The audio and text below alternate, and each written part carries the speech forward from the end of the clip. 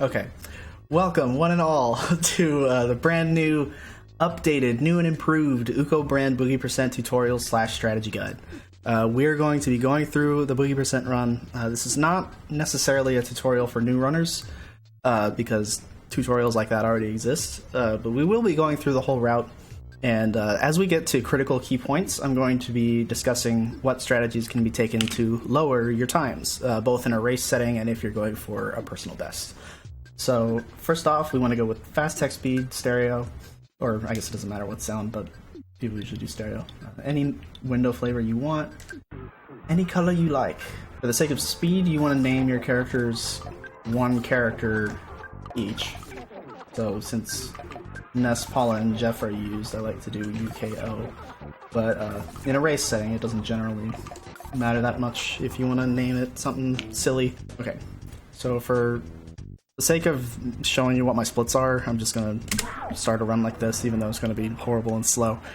Some segments of this are going to be live, and so that I can demonstrate certain things, and others are going to be where I show some examples of certain sections, because there's a lot of variety in this run. There are a lot of things that will never be the same from run to run. Your hill climbs will not be the same from run to run. Your Frank fights will not be the same from run to run. It's just impossible. It's way too much RNG in this category. At the very beginning, we have the opening cutscene, of course. It's 1 minute and 7 seconds, or 1 minute and 8 seconds. The very first thing you want to make sure you do is do what's called buffering an input.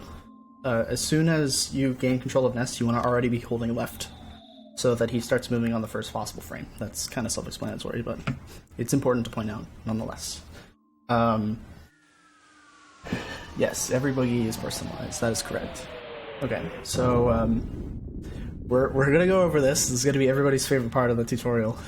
But to save time, you want to hold left to get to the door.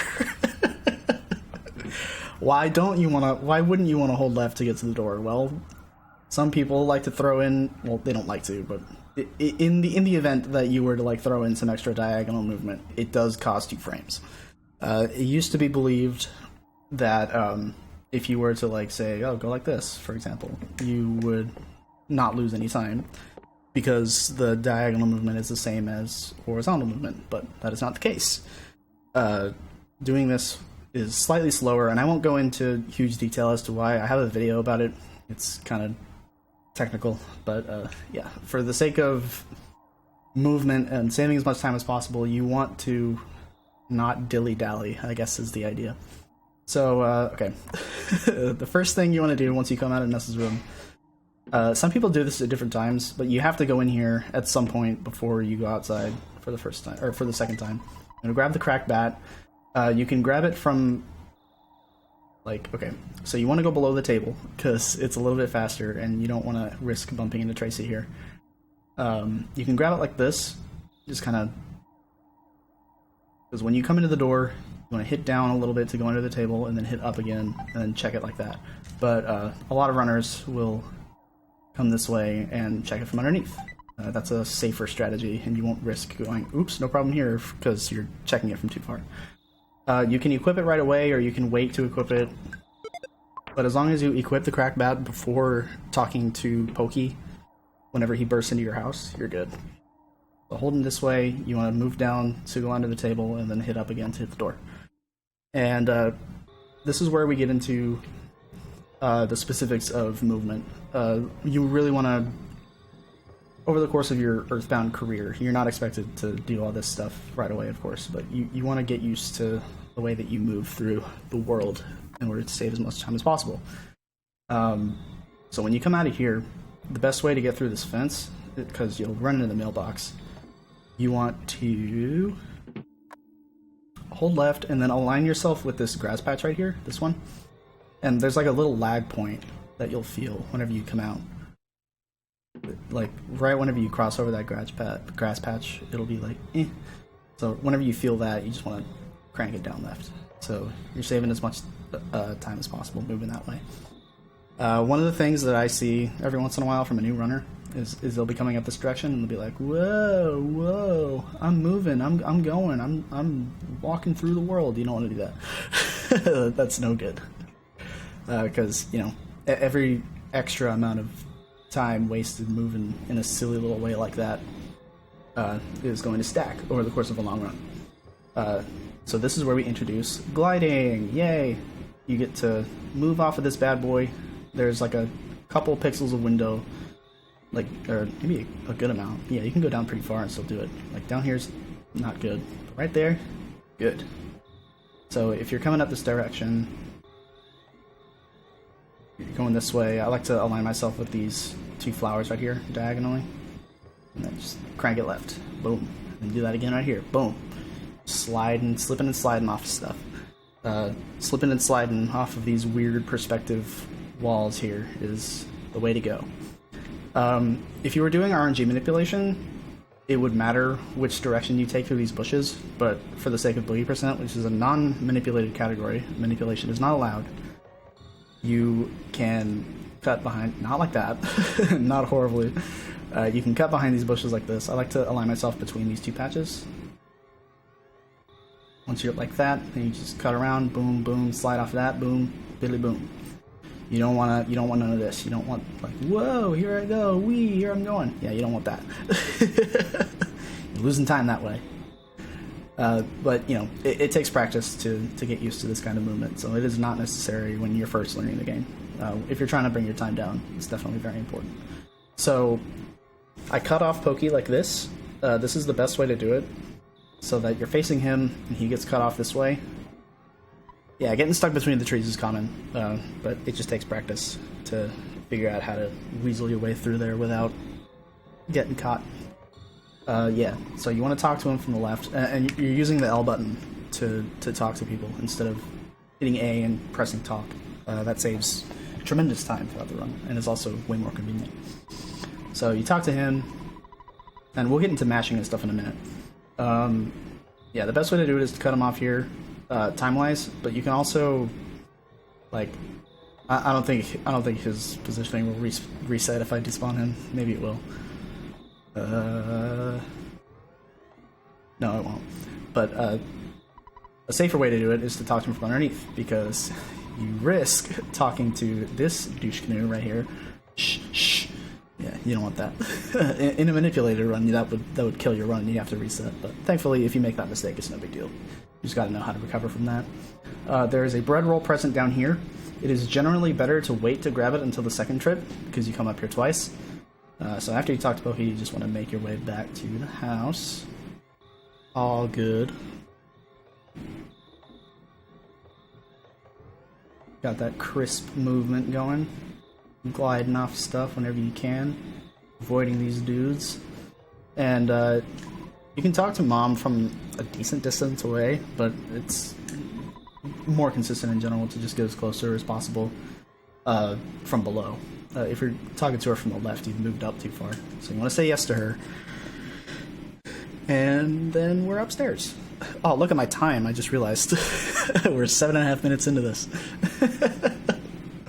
Okay, so if you haven't already grabbed the crack bat and you want to do it now, I like to do it at the beginning just so you get it out of the way and you don't forget.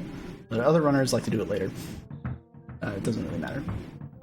As long as you get it done before talking to Pokey, whenever he bursts in the door right here. So you want to go below Mom, because she will always be there. She doesn't randomly spawn. She's always there whenever you come downstairs. The second time. Like, sometimes she will be in your way, and if she's in your way, just move out of her way. But she will always be there. So I hold down right until a certain point, like around, like if you look at the things on the floor, I'm like aligned with them a little bit. And then I like to come, well, this isn't really a proper demonstration. She's a little further to the right than she would be if you moved optimally. But okay. So, if you don't have a turbo controller, which you definitely should, I like to mash L, A, and B to advance text. But there are multiple ways to do it. You can do A and L, beep boop beep boop beep boop, or you can do B and select, for example. But whenever there's a dialogue option coming up, whenever you say yes or no, you want to make sure that you're doing A and L in this example because you're trying to say yes. If you were supposed to say no, you would do B and select. Yeah, and there will be more examples of that coming up. So you talk to her again, go back upstairs, change out of your jammies, come back down. This time Tracy will be out of your way. So just hold straight left, don't dilly-dally. come down below the table, and she will move randomly. Mom will. And you want to talk to Pokey from dead center if you can, but, you know, it's not really possible for anybody to get it perfectly every time. So this is where we get some controversy. And this is something that I personally like to do, and I'll be showing both alternatives. So whenever you come to the door, I like to go up like this, move left, and whenever I'm around here, I crank it up left so that I'm up against the wall, and just hold left and talk to the phone. That's what I like to do. It takes a lot of practice. You gotta want it. You gotta really want it. But whenever you do this, you're stuck behind Doggo, so you gotta go back. And whenever you get around here, you get stuck. So you gotta hit upright, do it again, go outside. The other alternative is to, alright, let's say I'm right here, I talk to the door. Usually you will glide off the bottom of this couch, and then just go up, talk to the phone. And then once you're done mashing that, you come back, and then just go around underneath, go outside. That's a safer, more consistent strategy. Okay, so the hill can have many possible outcomes, so I'm going to do a live demonstration first. So right here we have a crow, that's okay. You generally want to go this direction, behind these bushes here, because there's going to be 100% spawn plate in that area where the crow is. There's no avoiding that, typically. And along the way, there are some non-100% spawn plates, such as this snake. And snakes, you gotta learn how to stutter step, because whenever a snake, or okay, how do I explain this? Whenever you move, there is a certain amount of frames before the movement enemies will register that you're moving and start moving towards you. So there is a strategy you can employ called stutter stepping, if I can say it right without stuttering. Okay, so if you tap the D-pad, super nice and good, you can get around him. I'm not really trying, but you can get around him without moving. But because of this positioning, I'm actually going to go back so that I can do the despawn. You want to go about this far away horizontally from an enemy so that you can despawn it and hope that another one doesn't spawn in its place. Okay, the crow, I like to kind of get toward the crow a little bit to see where it's moving before I try and dodge it. In this case, it's stuck against a wall. It kind of got unstuck because I'm going slow. But yeah, we got around it. So there are some spawn plates here, but thankfully there's nothing this time. I like to go behind the bushes again. There's another 100% spawn plate up here, where the dog is. And it's stuck behind this cliff now, so I think the best course of action is to just go all the way left and despawn it. Okay, now he's gone. And once you're at this point, don't think you're safe, because there are sometimes snakes that will spawn in about this area. Look, there's one. So I gotta stutter step my way around him. And then we're good. So we make our way up here, and we talk to Picky. I believe, I don't know, I actually don't know anymore if it's faster to go underneath this tree or above it, but runners typically go underneath. So, okay. There's my live demonstration. Thank you. Like, comment, and subscribe. Okay. So now that we've done that, we're going to pause. And I'm going to shut this audio off. And go to my examples. So there are many different things that can happen on the hill. And I would like to go over some, not all, because it's impossible to go over them all. But we're going to go over some examples of things that can happen and strategies that you can take. Thank you for the follow. So in this example, there's a crow over there, but I know that I'm good. The snake gets caught right here. Can I slow this down? No, I can't. Perfect. Okay. Let's look at that again. And in editing, I'll trim this down. Yeah, so there's a snake right here. And my strategy for dealing with it is to just keep walking until it gets caught right here.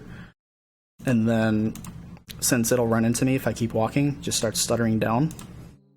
And once I know I'm far enough along for it to start moving at a speed where it won't catch me, it'll just get caught in this tree, start walking.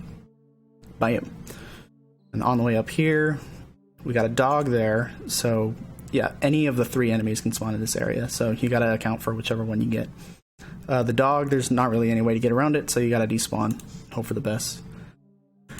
And if we look at that again,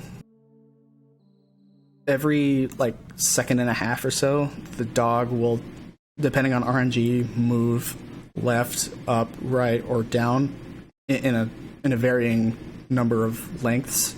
So what you're hoping for in general, whenever you turn around to despawn, is that it doesn't move to the right. In some circumstances, if you start turning around to despawn and you see that it moves to the right, you can account for that and keep going further to despawn it better.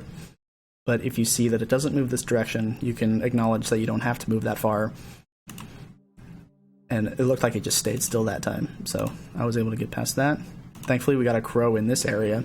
Sometimes that will happen. You'll get a crow spawn over here.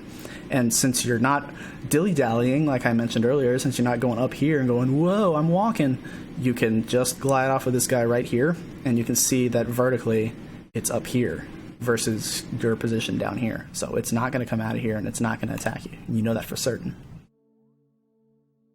So, continuing along, magic butterflies don't matter, you just don't want to get them because it wastes like 5 or 6 seconds. And I saw a snake right there. I had the option of stuttering past it, but whenever it's positioned like that, it's oftentimes a lot better to just go left for the despawn. And generally, whenever you despawn something from this position, it won't spawn again. So I'm going to go there. An annoying dog spawned in that position. You can see I moved down here to get the vertical despawning distance.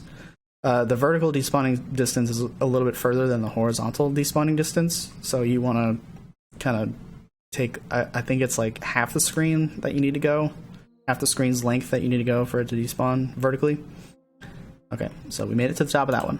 Perfect. Next, we got this example where, okay, so there's a crow right there, and as you approach a crow, you can, like I said earlier, you can kind of gauge where it's going. Like, once you get into its aggro range, which is like, I don't know, like this big, something like that, you can take a look at what direction it's going, and you will know whether or not it gets stuck against whatever it's moving against. And this is just something that comes with experience.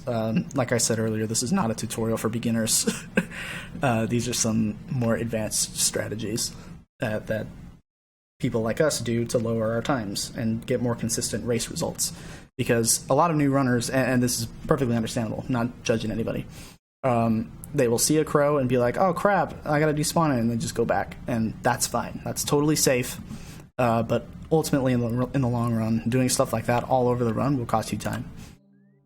So that's why learning how to do stuff like this with experience will be better for you. So the dog moved down there, so I got that despawn. And I stopped for a second. You can see that I stopped for a second to see which way that crow was going.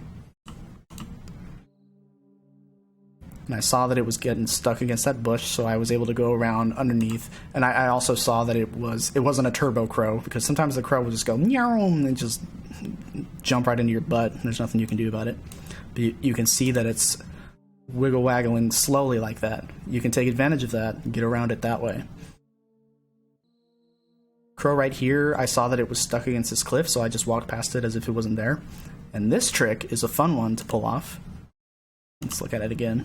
So you got a dog right in the middle here. Not really anything you can do to get around it, unless you move right under this cliff here so that it can come straight down. See, the thing about dogs is they have a pretty big hitbox. It's kind of a weird thing with the programming of this game. Dog sprites in general across the game have really janky big hitboxes that extend pretty far past the size of their sprite. So if you were to leave it up there and not do anything, it would just kind of be stuck here until you reach this point, and it would just gun right down for you and red swirl you. So if you come below, straight below where it was, let me scoot back a bit, come straight below where it was, you can drag it down and then come this way. Thankfully, it doesn't run fast enough to catch you from behind, so you can get it stuck against this tree, then go around behind the trees to come that direction, and the dog is successfully dealt with. Perfect. So that's one of many tricks, and one of many examples that throughout the Boogey run of using the environment to your advantage. I probably won't use all these examples in the final video. I recorded a bunch of extra ones just so I can show everything that I really want to show. So again, you go this direction to avoid this 100% spawn. Usually you'll get past it without a problem. Crow down there you don't got to worry about. That crow there, see, I waited a sec to see where it was going. and I saw that it got stuck. This guy's stuck because of its janky hitbox, and this situation sucks, so I just went down to despawn the top dog right here, and then I went to the very left to despawn these ones. There's a lot of reactionary play that you gotta employ for certain spawn positions, and as you can see, there are so many more possible combinations and things like that to account for that I can't possibly show them all off in this one video, but we can try. In this example, oh, I played super risky right there. that one was fun. So yeah, I come out of the house, I see that the crow's coming toward me, but that one moved to the right. I very much was risking a battle there, so it probably would have been more advisable in general to just go back into the house and try again. But I'm a god, so I got that out purely by luck. And we got a dog despawn, but I didn't quite go enough. I didn't go far enough to despawn it, and then it spawned in another snake, so that kind of screwed me over there. And there wasn't really any way to drag the snake into a safer position, so I just had to stutter past it like that. Coming up is another dog in an unfavorable position. I despawned it to the right since it moved left. And somehow, this is like a 1 in a million, not a million, like a 1 in several hundred, that there will just be nothing here. And I think it has to do with something spawning in and then immediately going off screen and despawning itself. This is 100% spawn plate, so you will usually see an enemy there. And that snake was unfavorable. If I were to go down here, it wouldn't have been far enough for it to despawn, so I decided to just go for the stutter. And thankfully I pulled it off successfully. In this example, I think there's one, okay, so there's an example where there's a spawn right in front of the house. That's why you don't want to buffer movement here, because there is a chance that something will spawn right in your face. Where is it? Right there. Something will spawn right in your face, and then you'll just slam straight into it and get into a fight. You don't want to do that. So whenever you come out of the house, every time you want to be mindful of that spawn plate and turn around if you need to. That crow was far enough away from me that like 95% of the time it wouldn't be able to lunge toward me fast enough, and there was nothing down here, thankfully. That snake was unfortunate. I decided to stutter it here when normally I would despawn. I think just for the sake of variety. And again, we got another mystical non-spawn on a 100% spawn plate. It's very uncommon to have that. You'll see it sometimes, but not very often.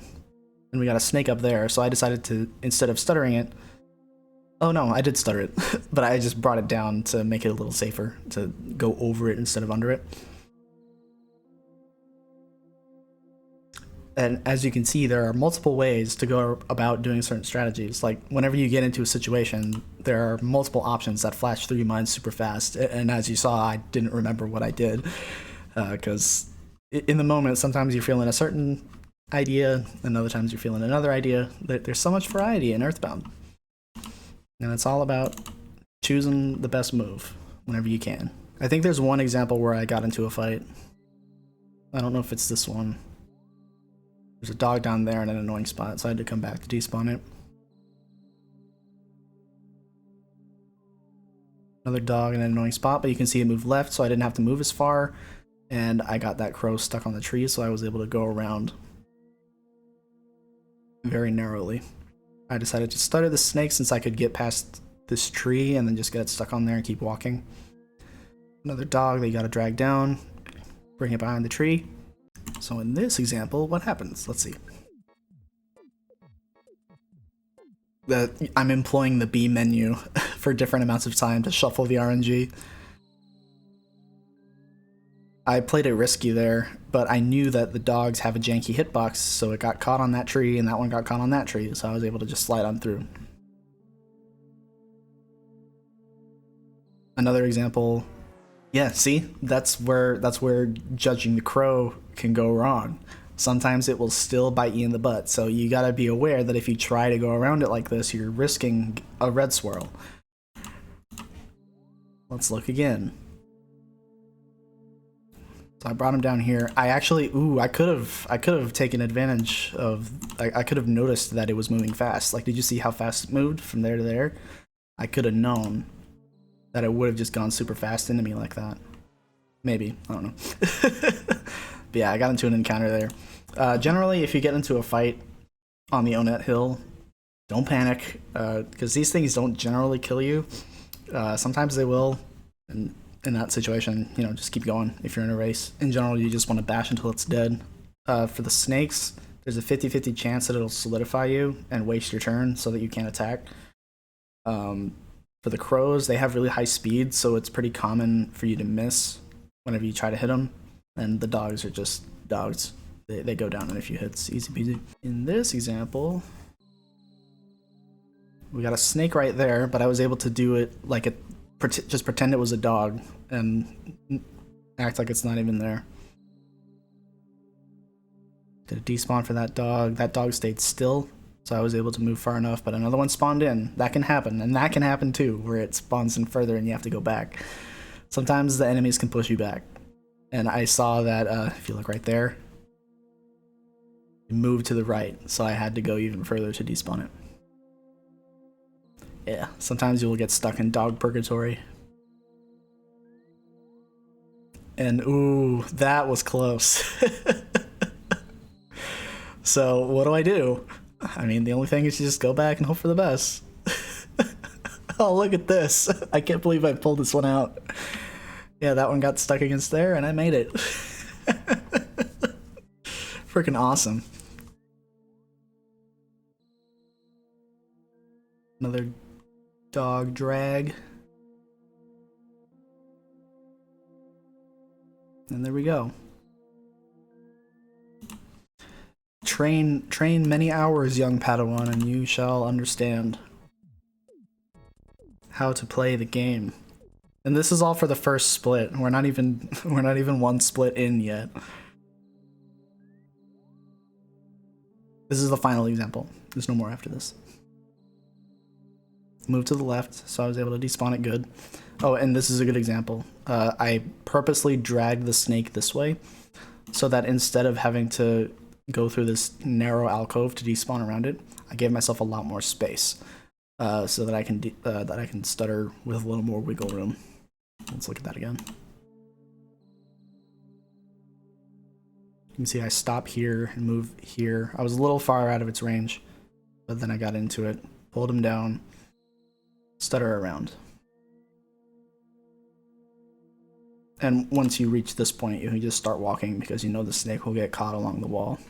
This crow was in a sketchy spot, but it was stuck right there, so I was able to move past it. Crow up there, I tried to drag it down, but it didn't work. But I saw that it was stuck on the bush, so I just walked past it with no fear. And there's a snake right here. I didn't see it at first. But you gotta be aware, whenever you get to Larry Exaggerate's house, you are not safe. You have to be on the lookout for stuff like this, because that can bite you in the butt super easy. Okay, and that's it for the Onet Hill. Let's get back to the game. Wow, we're 30 minutes into this already. It's gonna be so thorough. Okay, so here we're gonna get into smashing. Oh, first, this is something that apparently I discovered. I didn't know that I discovered it. I completely forgot. It's been like 5 years. But you don't have to do this. The time save on this is negligible. But if you catch yourself right before the buzz trigger, you can move up like that and get pokey really close to the meteor and then go into it. This wasn't a good example because I was going slow. But either way, it's faster because when Buzz comes out of the meteor, it will go straight to Pokey's head and then Ness's head. And having Pokey closer to the meteorite saves you a little time. But okay. So if you don't have a turbo controller, which you should, employ your regular mashing technique here.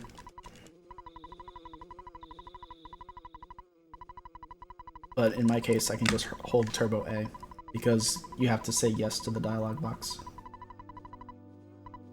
But whenever you see about this point, like you have much work to do, did you listen to what I just told you? You switch to A and L so that you hit the yes option.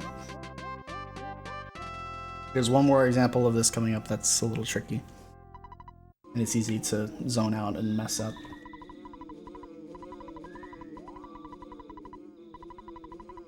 after this, you just want to head back down in the way that you would.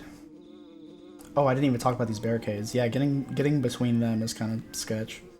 I like to align myself in between these two grass patches right here, and then just cut it upright like that so that you always go through. And whenever you're coming back down, I don't know, I don't even know what cue I use, I just kind of feel it out. I do like that.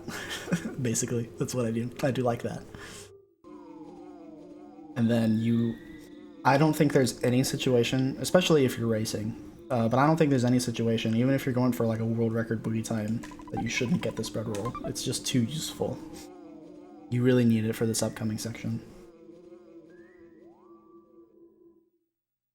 Skipping it saves like 3 seconds, and that time save is like nowhere near worth it in my opinion,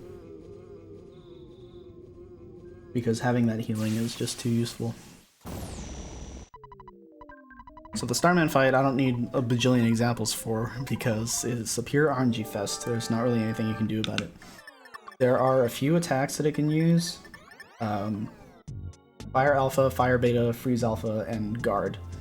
Guard is the fastest, but if it guards on a Buzz attacking turn, there's a risk that Buzz will do negligible damage.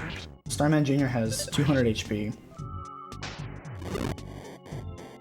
Fire takes the most amount of time because of all the psychic shields making it disappear. You want to see him charge forward for, you know, 80, 90, 100. So that it goes down in 2 cycles, as we call them. Because Buzz will always do a shield on turn 1 and then attack on turn 2. Buzz has a weak attack and a strong attack. You want to see him do the strong attack. But, like I said, there's nothing you can do about it, so... Starman is finally down after 34 minutes. Let's go! Yeah, so we level up to 2 there, get Life Up Alpha. No dialogue options here, so just mash or hold Turbo A. Make our way into this house on the left. That's Pokey's house. Larna might be in your way here, but she's not, thankfully. Just talk to Aloysius from as far to the right as you can. Save as much time from movement. Larna will dilly-dally randomly as she pleases. We'll come back to you. Couch Dad! And what I like to do is I like to hold right, like buffer right, whenever you gain control of Ness, in case Larna moves down. And if she doesn't move down, then you're stuck, so you gotta go below. Also, Buzz's hitbox right here is huge. Like, I can't really point it out anymore, but like it goes way around his apparent sprite size. So, for this monologue, there are 2 dialogue options, yes and no. You want to hit yes for the first one and no for the second one. Yes for the first one, and as soon as you hit that, I switch to Turbo B. Or if you don't have a turbo controller, you mash B and select.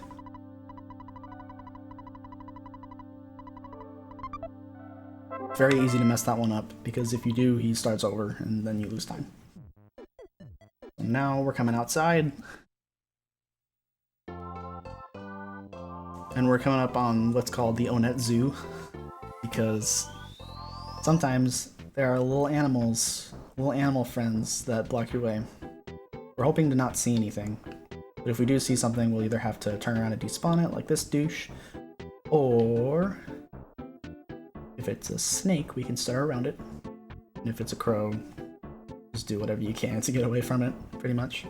So you want to head this direction in front of the library, go straight this way. And this is a section where I feel like knowing how to mash, even if you have a turbo controller, is beneficial. Because there are some spots where there's too little text. Like, there's not enough text for it to be worth switching to turbo and then switching back to your controller. So I just mash this out. Boom. Hit the button whenever the text finishes crawling and then go back outside. You want to get the Mr. Baseball cap and equip it right there, because that will save you time over not equipping it, because we're going to be selling it. Grab this mother heckin' hamburger, as everyone said earlier. Go in the drugstore, talk to the ATM, withdraw $40. Talk to this guy. And this is very easy to mess up. I always mess this up whenever I take a break from this game and come back to it. Do not buy the cracked bat. That is time loss. You can afford one accidental cracked bat purchase, but if you do that, you will have to go back to the ATM and withdraw your remaining $10, and that's annoying. So just hit down once, buy the T-ball bat. Hit yes to equip it, hit yes to sell the cracked bat, buy again, buy the baseball cap because that's what you can afford, and you will sell the Mr. Baseball Cap automatically. Or enough money to purchase the cheap bracelet, just like that. Bing bang boom.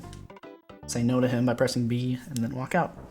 So next up, we have a despawning trick that was discovered by Lord knows who a million billion years ago. So what I like to do for this is whenever I'm aligned with this telephone pole or this stoplight pole, I hold down left. And whenever you cross this kind of midway point where you're vertically aligned with this grass patch down here, come straight down, and then once you hit the patch, hit down right, right, down right. This will prevent sharks from spawning this way. I personally like to grab the can of fruit juice. Lord knows who. Everybody knows him, he's a legend. I like to grab this can of fruit juice just because I find it useful for a number of reasons. You can skip it, of course. It only heals 6 HP on average. Sometimes it'll roll for 5, other times it'll roll for 7, but that's very uncommon. In a Boogey percent race, you absolutely want to fight this guy, so just talk to him. Initiate the fight. This is Pogopunk 1. So there's a number of things that can happen here, and this will be my live demonstration. I'll go through it as quick as I can. Thankfully he fell down. If he were to charge forward, you would go straight into your goods and use the bread roll, because your HP will be too low to survive another 2 charge forwards. Because it takes him 3 hits to go down, typically. A normal attack is fine. Charge forward there is okay. Okay, we got the unnecessary smash on the 3rd turn, but that's typically how you will see your fight go. Hamburgers drop 100% from these guys, which is another reason why you want to fight this person. Come inside. Just hold left. This guy can't red swirl you because he's not a randomly spawning Pogopunk, he's a scripted one. So just do the same thing as before. I actually forgot to heal before this. But that's okay. If he charges forward, well, he missed. If he charged forward, I would have used my bread roll here. But that's okay. I have examples of this to go through. In this situation, you get a little bit of HP from the level up, and this is when I would use the fruit juice, just because I have a little bit more HP for this guy. You want to say no to this person, so I'm mashing B and select there to say no to him. And then this guy goes down in 2 hits typically. Sometimes he won't even attack you at all, just like that. Boom! But if he did his strong attack on you twice, it's better to have a little bit more HP. And then, in this case, I still have my bread roll. I haven't used it yet. So now we are maxed out for the Frank fight. You want to have 100% max HP going into the Frank fight every time if you're racing. Going in with any less is a major risk. Now, I won't be able to go into this fight in full detail without going back to my examples, which I'll be doing in a minute. But Frank has a number of attacks. He has a weak attack, a strong attack, and what else? He has a turn where he doesn't attack at all, and I think that's it, right? Yeah, he says something nasty and your guts goes down. So if he doesn't attack, then that's good, you can bash him again. If he attacks you for any amount of HP, you want to life up. And make sure you're mashing.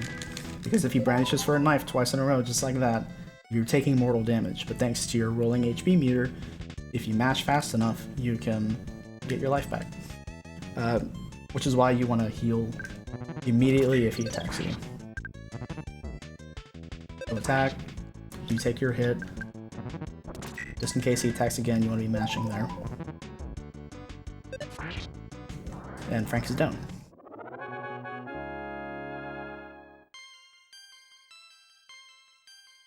For the level up here, every single time your PP count will go up to the nearest multiple of 5. So even if you have none left, your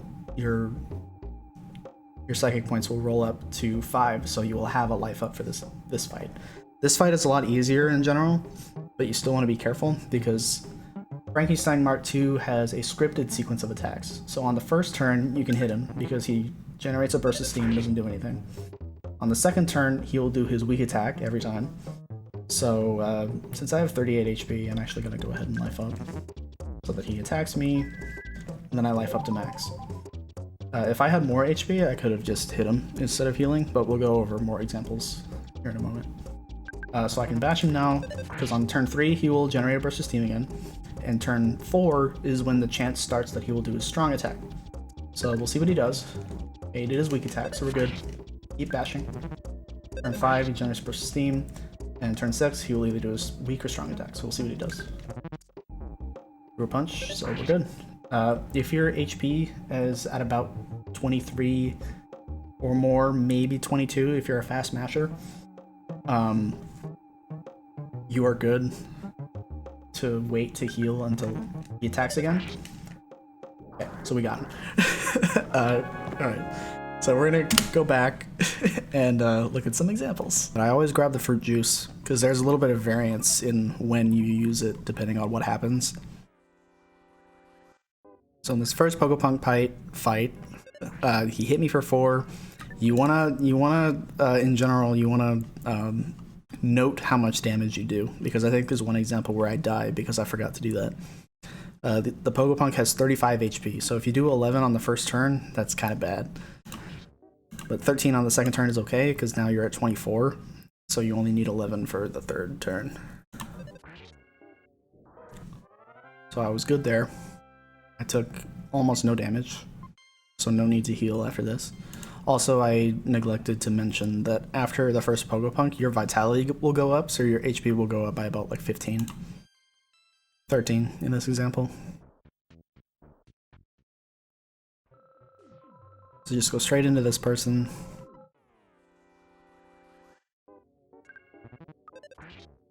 Also, I should mention, don't auto-fight these guys, because in the event that you need to heal or do something else, you don't want to be auto-fighting and have to cancel it. So I just like to do bash bash. Oh, that was like the rare circumstance. Not rare, but like pretty uncommon. I did 20 HP of damage on the first turn, and I did enough to take him out in 2 turns. That'll happen sometimes. It's pretty nice when it happens. So in this example, I didn't use either of my healing items.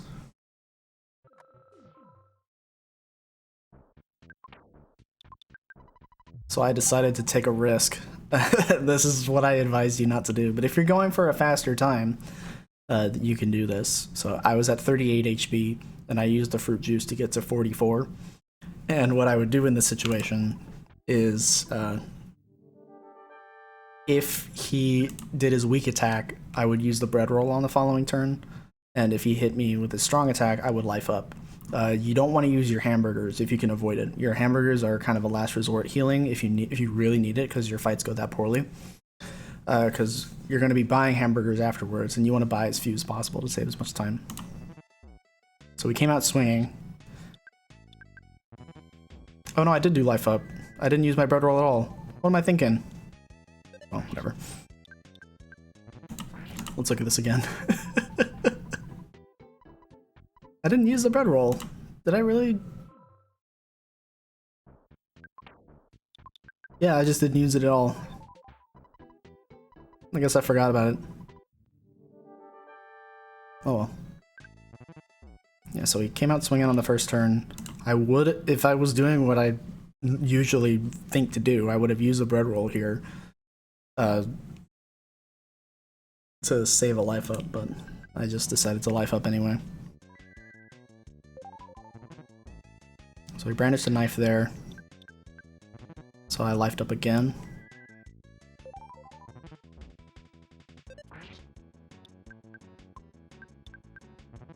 Messed up my menuing. Yeah, that's an example of how poorly this fight can go, because he can just brandish, brandish, brandish, and drain you of your healing resources.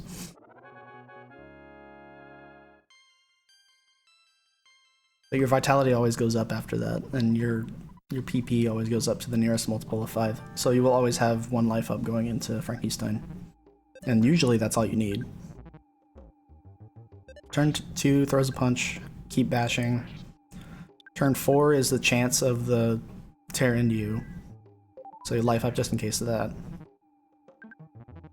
And usually after the life up I just turbo A until I win, but if he decides to do the strong attack, you switch up your strategy. But in this example, it looks like I was just able to hold it out until I won.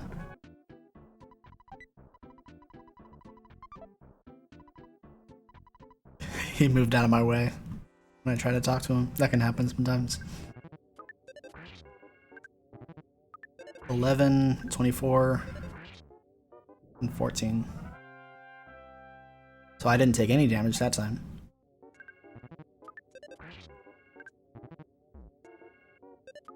If you hit for 16, you need to hit for 19 to take him out in 2 turns, and that's what I did, but I had the miss, so it leveled out to 3 turns.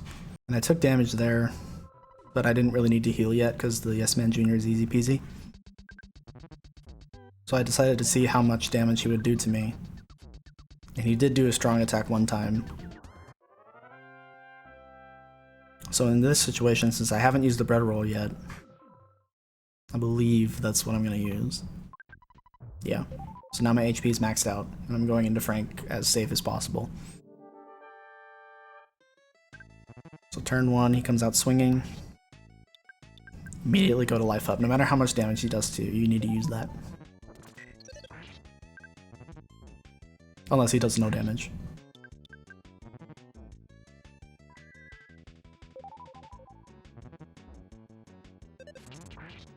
I got lucky with a smash on that example. Not bad.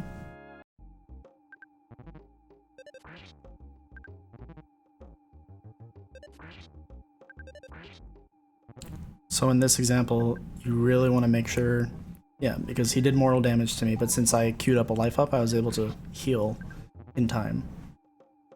He did a strong attack again, so I bashed 1 more time, and then life up on the attack turn, just in case he does another tear into me. And that's another example of how bad your luck can be. Ness has a tendency to miss a lot of the time, so you need to be mindful of that possibility. What's up, Shin? Yep, we're redoing our tutorial from 5 years ago. It's gonna be a lot more in-depth, like probably too in-depth this time. Okay, so we charge forward on turn 1 in this example. So you use the bread roll immediately, because that keeps you safe and keeps you from dying. Oh, but in this example I messed up. See, I died here. And the reason for that was because I did not account for how much HP of damage I was doing. So on turn 1, I did 12 HP of damage, which is fine. It's like a good amount. Because 12 times 3 is 36, and they have 35 HP. So I used the bread roll on this turn. I maxed out. But somehow, I did 10 damage on the second turn. That's a very low number. So, I should have been... I could have and should have been more careful. But, you know, sometimes when you're playing really fast and you're having to think on the fly, something like that can slip by you. So I was only at 22 HP of damage, so I needed 13 or higher. And since I hadn't hit that amount at all yet, I should have been more mindful and probably done a life up or something. Because see, I did 12, so he has 1 HP left, and he did a charge forward that turn, so I only have 9 HP. So if he charges forward again, I'm done.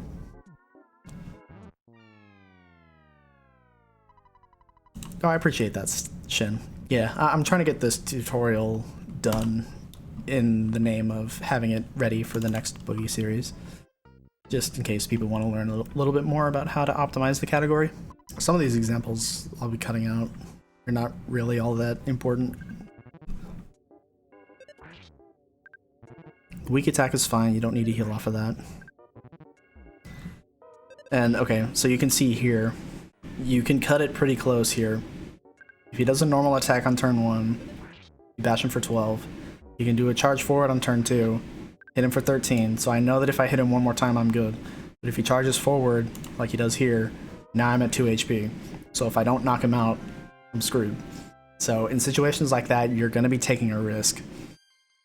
and there's not really much you can do other than just being overly safe and wasting your life ups. In this situation, I decided to use the bread roll, and that's it. I could have used the fruit juice in addition, but I didn't.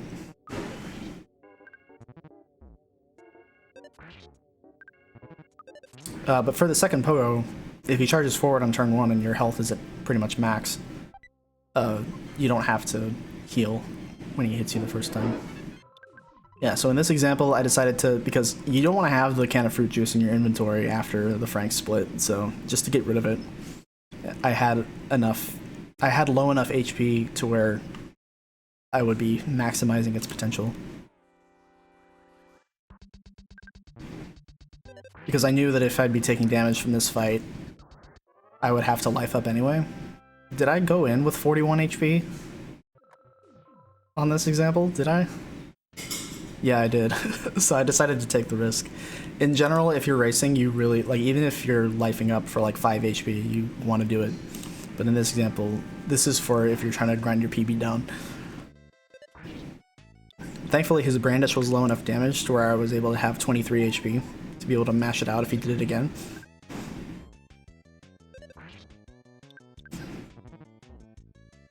That was the risk that I was taking.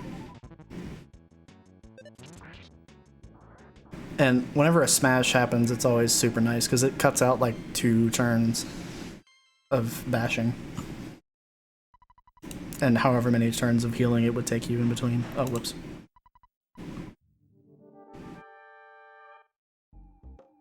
So I have 40 HP here.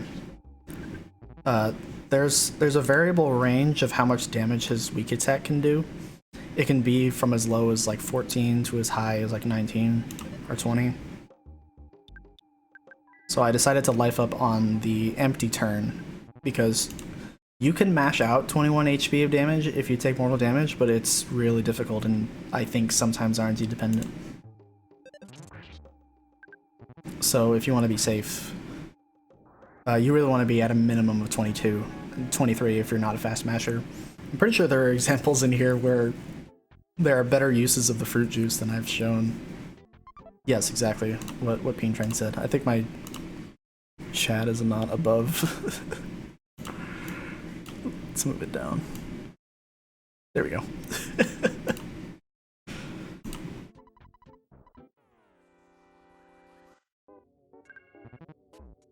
Okay, so regular attack is good. 12 HP damage. Charge forward on the second turn. You're risking it happening again on the third turn, but I hit him for 12 3 times, so that's good enough. I decided to use a fruit juice there because 29 HP on this person is a little bit dicey because of the amount of damage his charges forward can do, but 36 is better. So that's a point where that actually is a little bit useful, or 35. So in this situation, you just use the bread roll and all of your extra items are gone. And whether or not I take damage here, I would be using a life up on the way outside.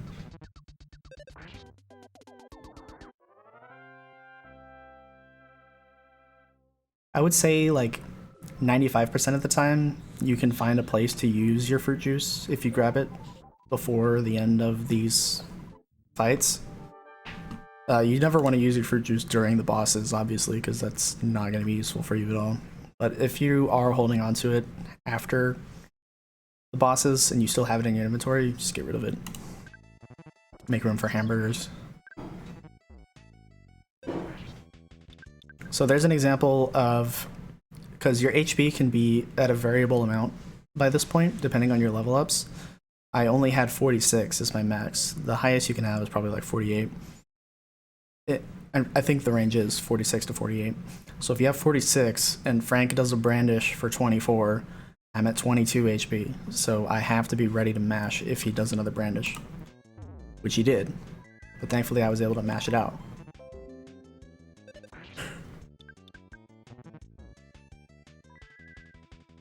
It is possible, and I don't think I have an example of this happening, but it is possible that if you go into this fight with 46 HP, Frank can do a brandish of about 26, and lower your HP to 20, and then he'll just brandish again, and then you won't be able to mash it out. That's kind of worst case scenario, and that will happen to you from time to time. There's not really much you can do about that, but it's not that common.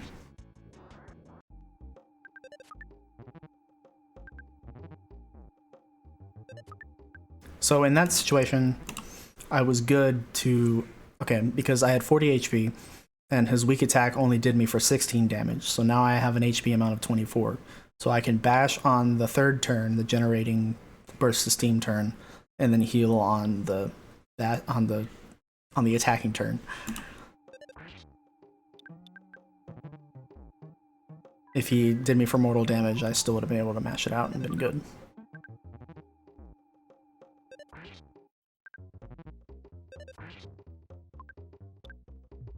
Ooh, and that was an example where I ran out of life ups. So if you run out of life ups, but you still need to heal on an attacking turn, then you dig into your hamburgers. But you only want to dig into your hamburgers if you run out of everything else.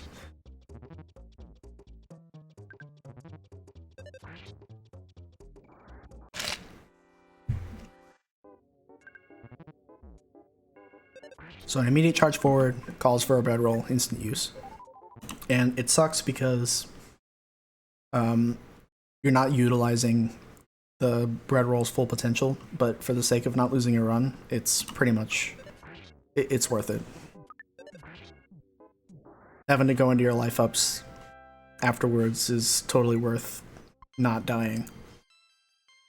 If you ever happen to overmash or something like that when he does a charge forward on turn 1, it's pretty likely that he will continuously charge forward and you will die, and there's nothing that you can do about that. So it's pretty important to take that precaution every time if you can.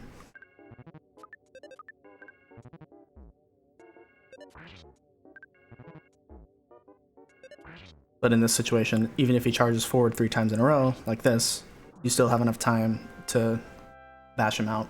It's still possible that you'll miss on a turn, but that's like a minor risk that sometimes you'll find yourself taking if you're in a race, for example.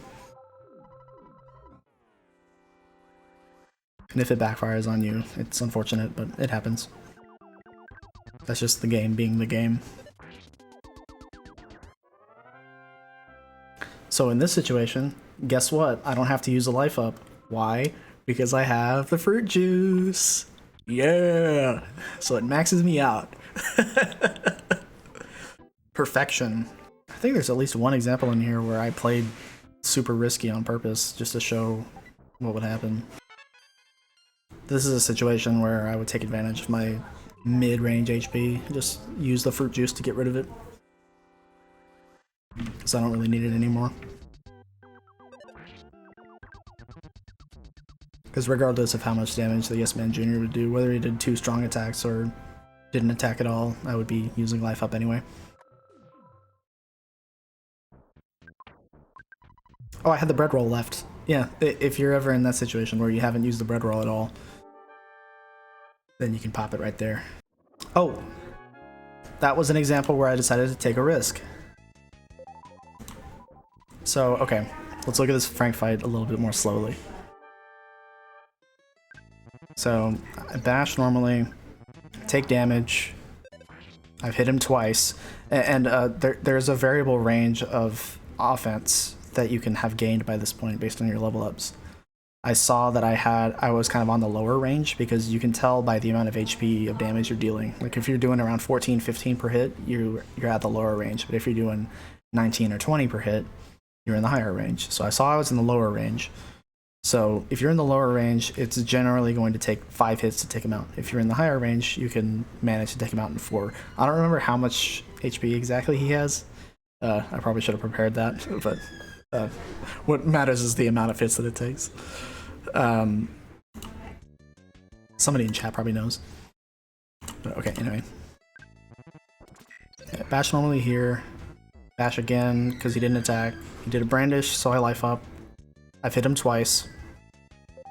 Bash again for the 3rd hit. He's brandished again. I've hit him 3 times. Hit me again, I'll life it up. Hit him for the 4th time, and he he took a swing on me, so no matter what type of attack he did next, if Ness doesn't miss, I wouldn't have to heal again, and I would save a life up. This is kind of a risky thing. You really don't want to do this generally, because Ness will miss this attack sometimes, as I demonstrated earlier, actually. But since it landed, it took him out. And I have low HP for the next fight, but that doesn't matter, because Frankystein has that empty turn at the beginning, and my vitality went up anyway. So now I have 2 life ups for Frankystein instead of 1. It's a minor risk, and I don't think the reward is very worth it, but it does save a turn of healing. So yeah, in that circumstance, no matter how much damage he did with his weak attack, I would need to heal anyway. So I lifed up on turn 2. That's that. I have one more example. I don't know if there's anything relevant in this one, but we'll take a look anyway. For the rest of the big segments, I didn't take nearly this many clips, so there will only be like 3 or 4 for each one. So we won't spend forever doing this in every section. There just happens to be a lot of variability in the early splits because of how low your level is. Frank has 63 HP. Thank you, Shin. Frankystein 91. That's good to know.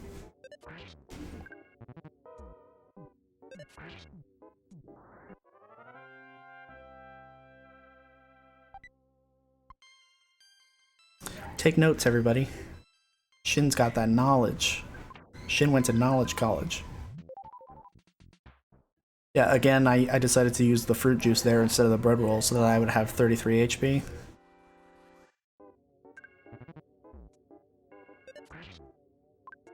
And since he charged forward, that HP range is still kind of sketchy, so I used the bread roll as if it were the first Bogopunk.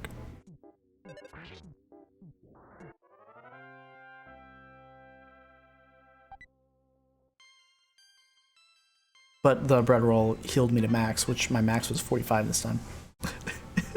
Yeah, you got all the HP numbers off the wiki. I appreciate the help. 22 is, believe it or not, still a safe HP amount to get into this fight with. Nest, I feel like he doesn't generally miss this guy when you attack him, so even if you took 2 strong attacks at that low of an HP, you'd be okay. And a life up would max you out. I thought I still had the bread roll, but I forgot that I used it.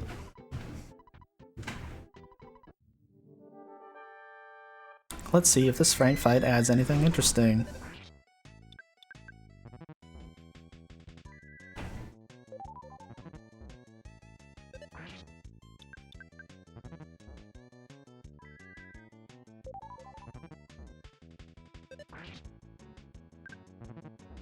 Oh yeah, I decided to take a risk with that one.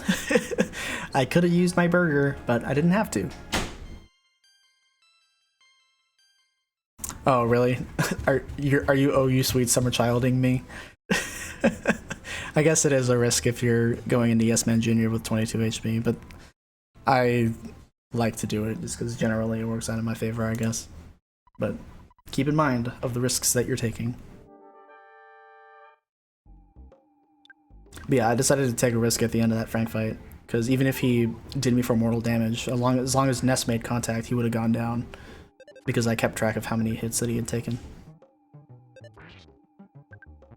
But now I'm out of life ups, so on this turn I had to use a hamburger.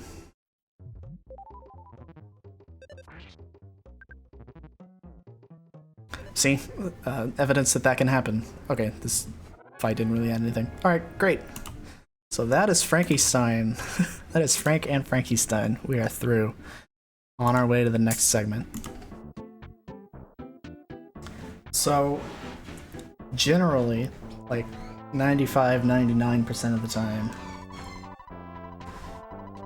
you are going to have pretty low HP and very low PP. So, yeah, I only have 5. You could take a horrible, stupid risk and just go to Giant Step without healing. But if you're in a race, especially, just go back. Take the heal. It's worth the time, it really is. Because the slug grind can pack a punch sometimes. We'll get to that.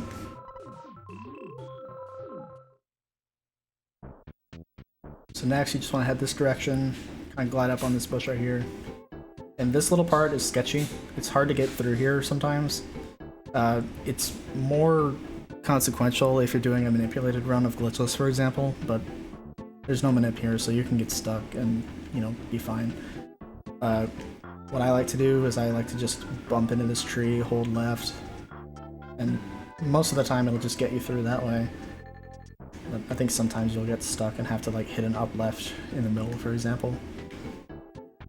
But, you know, like that is easy peasy most of the time. I didn't seem to have any trouble when trying to get something to go wrong on purpose, as always. So just come up here. This guy will be annoying and move in stupid places. In fact, he is in the worst position right now. Because normally you want to talk to Mayor Perkle from about right here, but you can accidentally talk to him. So just account for that. There's a yes dialogue option here, so I'm holding Turbo A.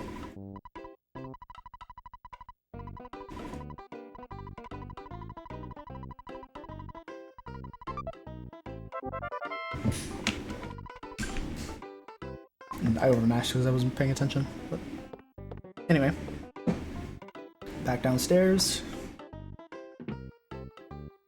This guy can sometimes be in your way, just move around him if he gets in your way. And again, coming back out in this direction can be a little sketchy. I like to glide on the bottom of this railing and then just go down right. I call it a swivel. I don't know if that's really what it is, but it's kind of hard to show. But like, Ooh. Nope, didn't work. Yeah, so I'm basically moving my thumb because the way the SNES controller is, it's not like it's not clicky. It's kind of cushiony, so you can hold down and then just kind of slide your thumb over to the right, so that you're kind of cutting a diagonal down right movement in the middle of your movement from down to right. I don't know if that makes any sense, but that's what I do to get through here. Pretty easy. So, assuming you're not doing burgerless, which you shouldn't be doing burgerless if you're racing. If you do burgerless in a race, you are insane. But some people like to do it if they find themselves far behind and want to make up some time. I like to withdraw $140 out of the ATM. Some people like to just save the cursor movements and then go down to the number 9 in the 10 slot for $90. But there's a reason why I like to do 140, and we'll get to that in a bit. So after this, what I like to do is I like to keep a mental note of how many burgers I've used. Most of the time, that number will be 0.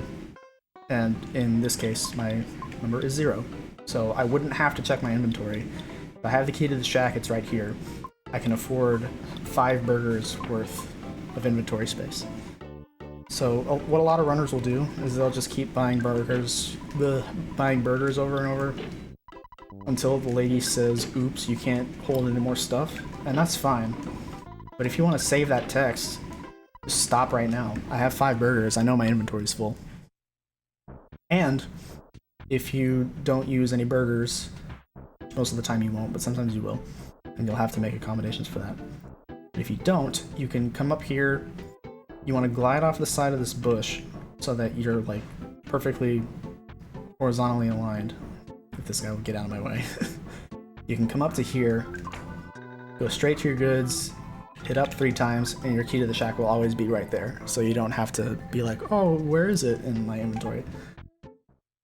And then just go in the door. And that skips the text of the door, of the text saying the door is locked. If you come up this way and do it like this.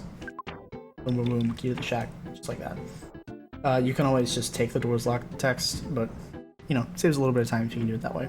And it's very easy. Sometimes you can just hold straight up left from here.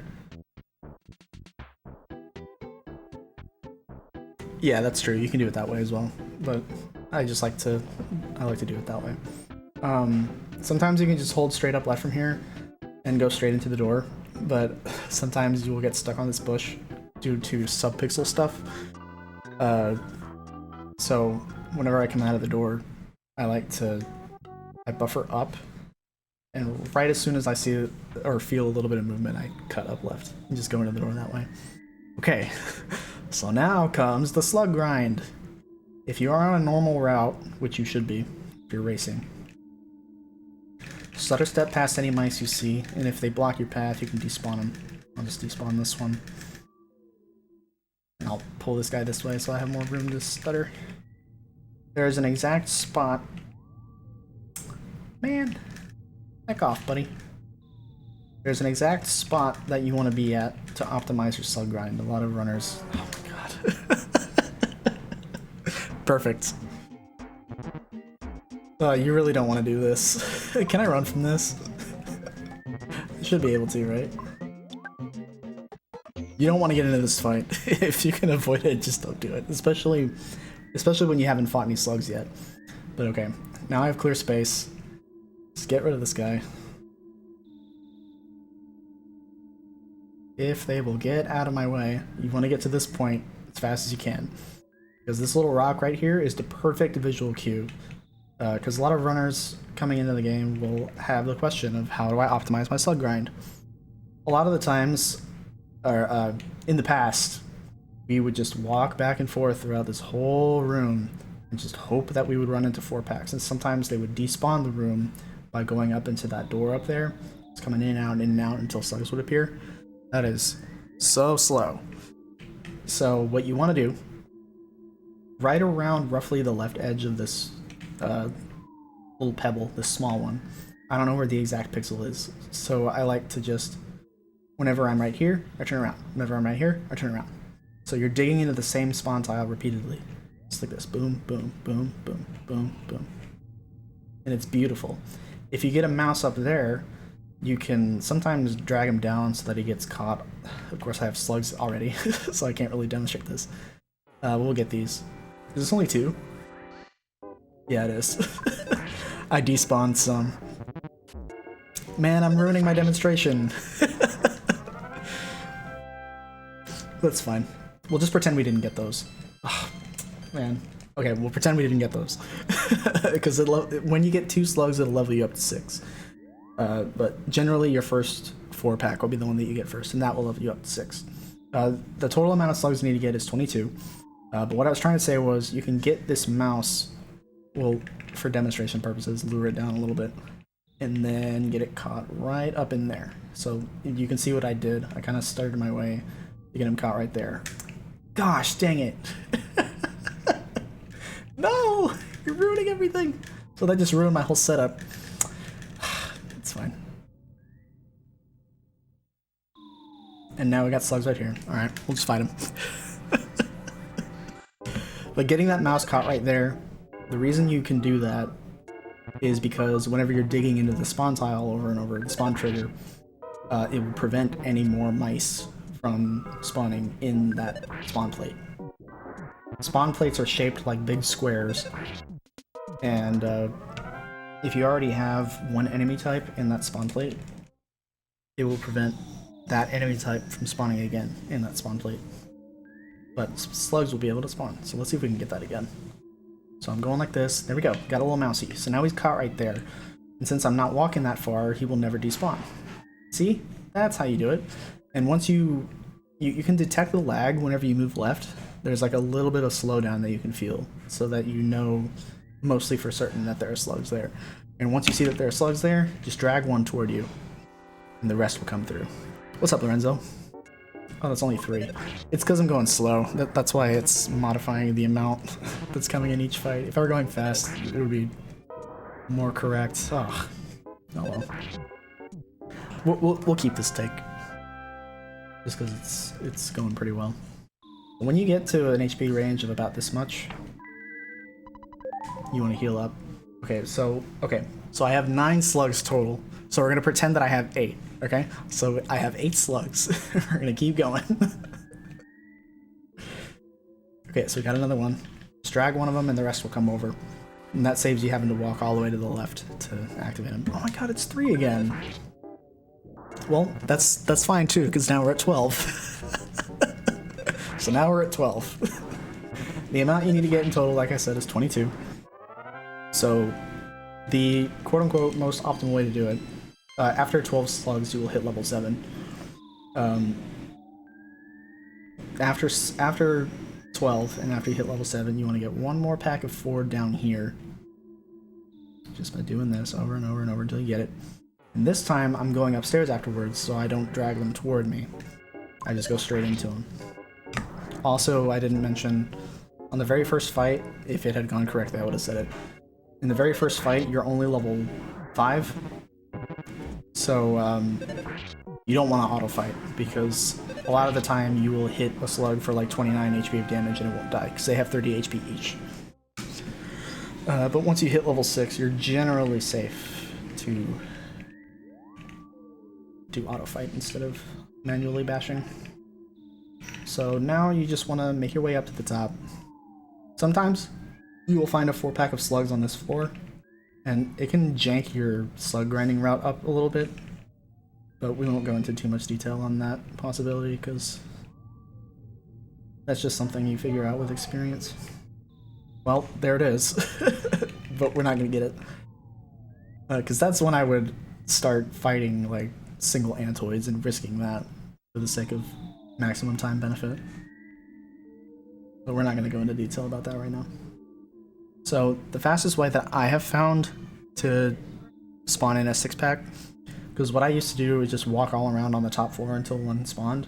But even though climbing up and down this rope is slow, because you gotta go all the way down here to like despawn anything that spawns in front of the rope, I think that's the best way. So how to know, okay, so on the bottom floor, every little bug sprite is going to be a slug, so you don't have to worry about that.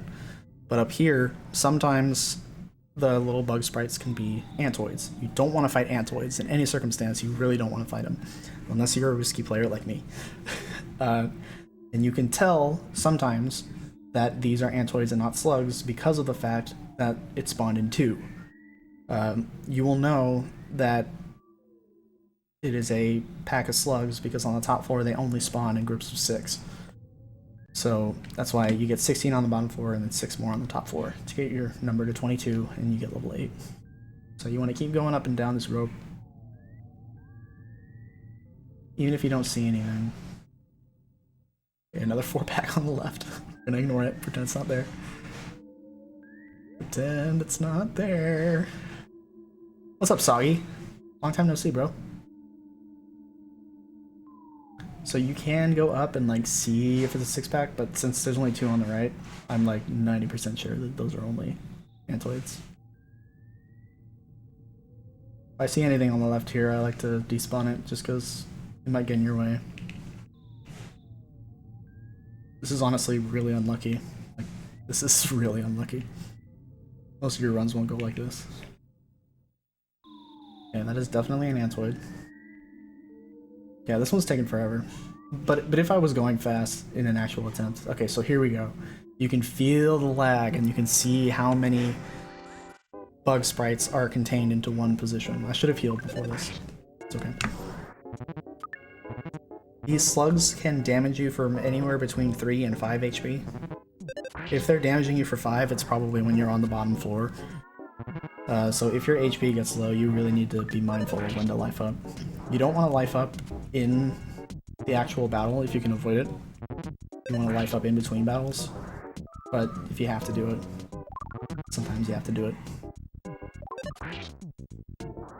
This is what I also like about the 6-pack strat, is that once you hit level 8, you're already on the top floor, so that you don't have to climb all the way up to the top. The alternate safer strat is to just get all the slugs on the very bottom floor, and then once you're level 8, I'm going to turn around because I feel lag. Once you get level 8 on the bottom floor, you still have to climb all the way up to the top, and that can be bothersome. So I'm getting these guys caught on these stalagmites so that I can walk without having to stutter anymore. Okay, so this is a guaranteed butterfly spawn, mostly guaranteed. Sometimes it just won't be there and you'll have to respawn it. But you want to max out your health here. So I'm doing 1 life up and then I'm going to get 1 butterfly. Because in this situation, my max PP will be 27 and my max HP will be 78. You The reason you get level 8 is because you need PSI Rockin'. So, okay. If you kept track of how much offense you gained when you hit level 8, okay, so I have 24 offense now, so that means if I get into a fight with a single Antoid, I'll be able to smash it without entering the fight, and it will auto-win. You can tell if you have 24 offense most of the time by watching your offense gain when you hit level 8. So if you gain 4 or more, you know for sure that you are at 24 offense. If you gain 3, sometimes you are at 24, so you can check your stats if you want, even though that loses you time, to see if you have enough offense. If you gain 2, you do not have enough, you have 23, 100%. So generally I like to just stutter Antoids no matter what, without caring about the offense, because it's faster to just do that than to get into a fight with them. But for the sake of safety, it's good to keep that in mind sometimes. So in this situation, if I were deciding to play risky, I could try stuttering up to get away, because I would glide against the wall and go up toward the very top of the room. But I don't want to do that, because I'm trying to play safe. This is also a situation where you don't want to buffer movement. So I'm going to stutter down here, drag him down a little bit. I actually cut it really close. Okay. So this is Titanic Ant. Probably one of the scarier fights in the run. But I have a full inventory of burgers, so it's pretty safe. Not very safe, but pretty safe. So since we have PSI Rockin', you want to use it first turn no matter what. And if you're going for the safest strategies in a race setting, anytime, just like with Frank, anytime the ant does damage to you, you want to use a burger. You have a life up that you can use as well, but there's a chance that ant will use PSI Magnet and take some of your PP away. So you don't want to use that right away if you haven't used both of your Rockins yet. So it also helps to take note of how much HP your Rockin has done. In this case, it did 85, which is a pretty good roll. It can be anywhere from like 40 something to like 120. So you're hoping for like a mid-range, high-range rock and roll. I'm going to use a burger here in case he hits me again, which he did. And then use Rockin' one more time. 99% of the time, your first Rockin' will take out the 2 Antoids in the back. But there are some circumstances where that won't happen. And you really need to make sure you do Rockin' on the following turn, because if Titanic Ant uses life up, or I mean if one of the Antoids use life up, it will happen on Titanic Ant and he will regain his health back. So that's something to be wary of if your Rockin' doesn't take out the Antoids right away. So I did 90 HP that time, 85 HP this time. The Titanic Ant has 235 HP, so quick math, doing in my head at a fast pace, I would be at like 170. So it would take me like 3 or 4 hits to get him. So I'm at max health, so I'll hit him. Defense down is good because that's an empty turn pretty much. 28, that puts me at about 200. So if I hit him 2 more times, I'm good. If I wanted to be safe, which I do in this case, use a life up now that he's hit me. Hit him again. So now he's done the shield. Oh, that's it. Ant down, yay! But yeah, the PSI shield will lower the amount of damage the ant takes from your hits by about half.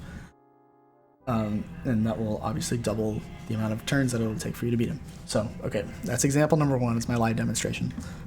So next, so this is my example of ant. This is what most of your ant fights will probably look like. So I took damage on turn 1. I used Rockin' straight away. I rolled for 46 HP of damage. Takes out the 2 Antoids in the back. And since I took damage, use a burger. You have your life up right here, but you don't want to use it yet in case he decides to use PSI Magnet. Because if you use your life up and then he uses PSI Magnet, you don't have enough PP left for a second Rockin' anymore. So you really need both of those Rockins to land if you want to have a safe-ish ant fight. So in this circumstance, if you take damage before you finish using your Rockins, you want to use a burger to heal. So he hit me again. I used my second Rockin'. So 40 plus 90 is about 130, so I have about 100 HP left to deal. But now that both of my Rockins are used, I can use life up. So let's look at that again. Yeah, I took damage, so I used life up in preparation of another attack. Now my HP is back to max. And from here, he's used the PSI shield, so I'm going to be doing less damage each turn. Every time I take damage, use Burger.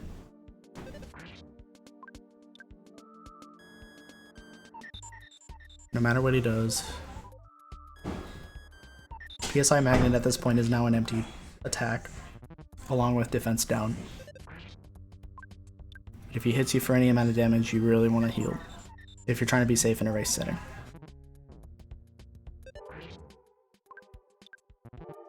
And you can do the mental math in your head if you want, or you can just focus on playing correctly.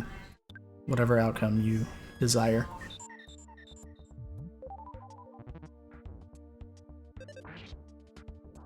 And there you go.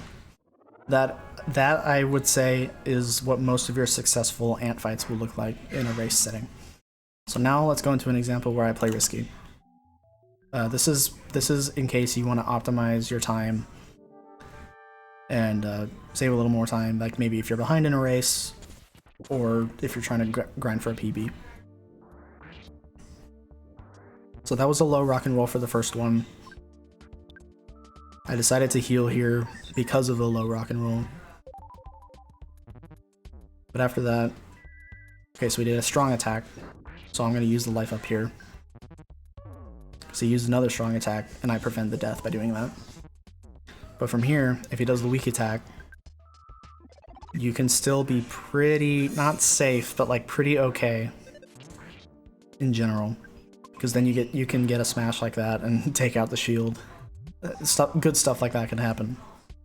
It won't always happen because this game is this game. But if you're banking on good odds, then you can play that way. And there's one more example where I took it to the extreme, I think.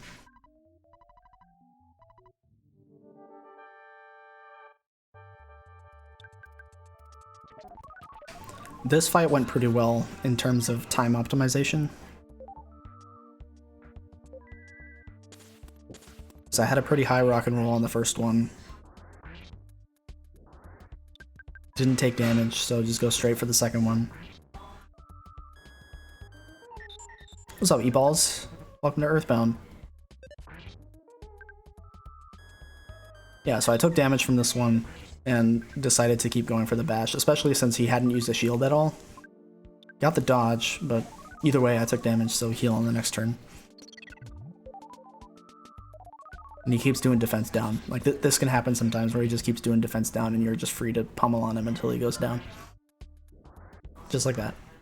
But the first example that I showed is generally what you want to go for in like a race setting, or if you're just trying to complete a run or whatever. Okay, so now that that is done, let's move on, shall we? So after this, you will hit level 9. Good for you. Good job.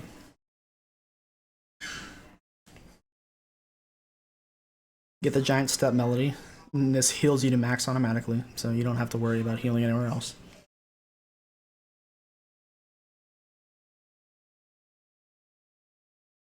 And now I will go into why I withdrew $140 at the ATM instead of $90, like some runners do.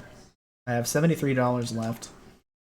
Oh, I actually have a lot of burgers left over, but imagine I had used like an additional 4, for example. So I would come back, and now every enemy in here runs away from you, so you're good to just make your way out. But beware of accidentally running into something that's blocking your way, like these guys here.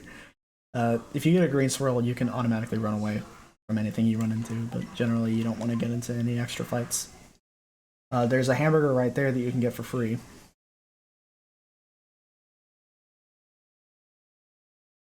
So since my inventory is pretty dang full of hamburgers, I'm good to go straight to the police station without taking any detours. And that's fine, because obviously that's faster. But say I had used a lot of burgers like I did in that safe ant fight example, I use like almost all of them. I have $73 left. That is enough to purchase 5 more burgers. And I don't have to go back to the drugstore to withdraw more money. So that saves a couple of door transitions and the ATM usage. You want to say no to this guy because it's faster. But if you say yes, it's okay.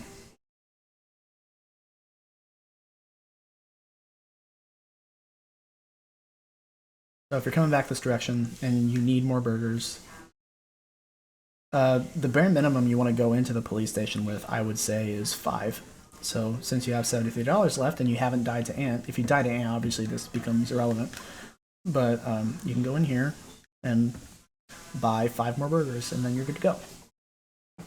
But since I don't need to do that this time, I don't have to do that. So we'll just go straight there.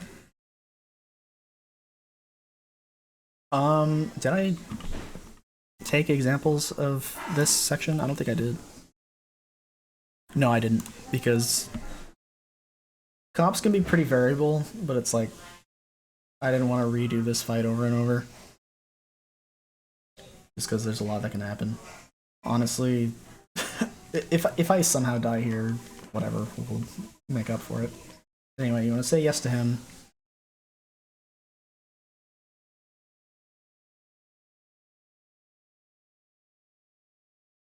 I'll go over what I like to do, which is slightly different from what you would normally do. But generally in a race setting, I'll demonstrate what you should do. So cops have 2 different attacks. They have a weak attack and they have a strong attack. The weak attack will do around 15 damage, and the strong attack will do about 30 damage. There's also the chance that they'll smash for about 45. Generally, there's no way to tell if a smash is going to happen, so there's not really a safe way to play. The safest thing you can do, while also being mindful on your healing resources and your time, is to not heal unless you are at about 55 to 60 HP. So we did a weak attack, so I can hit him again. Now it does a strong attack, crushing chop. So now I'm below 50, so I want to use a burger. So now, if I were to let the HP thing raise up, it'll show that I have 87 max HP. But ideally, you would just keep bashing. So now I'm at 62, and the cop turned back to normal. I'm going to turn my light on. Give me a sec. So that's the first cop down. This HP amount is mostly okay, barring any smash emergencies. So we'll go ahead and bash. We did a regular attack, but since I'm at 50, that's kind of sketch, so I'm going to go ahead and use a burger. Thankfully he missed, so now my HP is back to max. Hit him again, hits me with a crushing chop, so now I'm at 60. And I'm good. Unnecessary smash.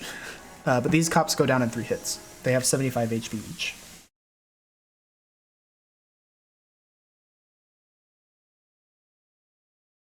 You want to hold on to your PSI for the last minute. Good misses. This luck is too good for this demonstration. So hit him again. Crushing chops, and now my HP is below 50. I want to burger up. That's okay, he missed. Sometimes Nest will outspeed, so sometimes that'll ruin your healing turn, but that happens less often than the preferred method. So, since I am in good shape, I won't do this, but I could use Rockin' here, because Rockin' has like a, I would say 2/3, maybe 3/4 chance of taking it out in 1 turn. But for the sake of race safety, I'm gonna go ahead and not do that. Oh, well. Got the smash. Let's go. So now I am very prepared for Captain Strong. Captain Strong is dangerous sometimes, but also other times not at all dangerous, because he has 2 empty turns, I think, or 2 empty attacks. But since I have the resources, I'm going to go ahead and burger up, just so I'm at max. And since I have 3 Rockins, there's like no way I'm not going to win this. If you were to run out of burgers at any point in the cop fight, you have 2 life ups that you can use because of your 30 psychic point total. But since I didn't use any of them, I'm pretty set to go. See? That's why it's good to hold on to your PSI if you can. Sometimes your rockin' will just straight up not work. And that can happen during the ant fight as well. But there we go. Strong is down. That was a good example. If your 2 Rockins did not add up to enough damage, you would have to start bashing. And his attacks can do like 40 HP of damage or 60 plus HP of damage, depending on which attack he does. So use whatever resources you have to keep your HP high. I actually have the perfect amount of burgers right now for an upcoming section. On the way up through the Carpainter fight, I like to have 3 of these types of healing items in the inventory. You need an additional one for Applekid, because Applekid asks you for something to eat whenever you visit him. But thankfully, there's a burger right here that you can take in addition. We'll just give that to him whenever we get there. Okay, so whenever you're in this area, you want to watch out for mushrooms. If any mushrooms spawn, you can get good at feeling out their aggro range, because a mushroom, like if a mushroom is right here, his aggro range is about this big. I'm doing my best to draw a circle. But you get better at feeling it out the longer you play. Also, there are ninja shrooms. Sometimes, like you see down there, there's a sneaky boy behind that tree. So you need to make sure that you don't mess with him. Oh, another sneaky boy. Sometimes they're so well hidden behind the tree that you can't see him at all. So that can happen at points. And sometimes if you're too close, there's not much you can do about it. There are spawns here sometimes that are blocking your way at this choke point. That happens. Actually, I can get around these with the greatest of ease. Here we go. But in circumstances like that, just turn around and go through the door again, respawn the area.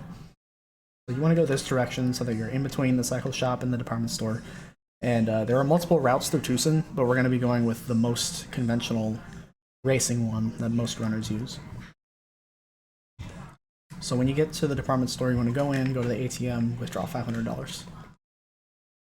Go ahead and save, because we are setting up for a Deathwarp later.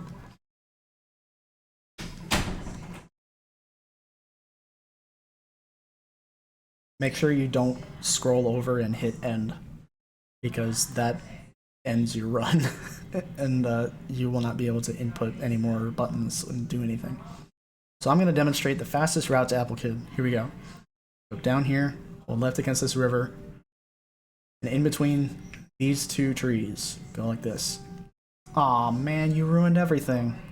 Sometimes there are Twoson spawns. Usually they're not there, but sometimes they'll get in your way. So anyway, go in this direction. Just go straight down in between these 2 trees, and you can hold down right here without having to change your direction. Go on these 2 things. Go around these nice ladies. Go in between this. Kind of swivel around, get through there. It takes practice to get through there without bumping into anything. But that's all good. Now we're going to talk to Applekid. Make sure to say yes here, and then make sure you don't accidentally try to feed him something that's not a food item. That is a waste of time. Say yes to invest in your money. That's why you withdraw, because you need $200. It's better to withdraw $500 because you need money for later. Ideally, you won't be dying anywhere. If you die, you will lose half your money that you're holding on to. So now we want to head this direction over to the east. If these guys are in your way, just walk around them, but usually they won't be. Along this path, you'll see mushrooms and sprouts spawn, and around here there is a pretty common butterfly spawn plate. If you're you will not be at max out health here. If you're at max HP, that's good, but if you're not, you want to grab a butterfly. This is faster than taking a Frank heal. You want to take a butterfly at any given point, use life up, max it out, your health. We'll pretend that it wasn't at max there.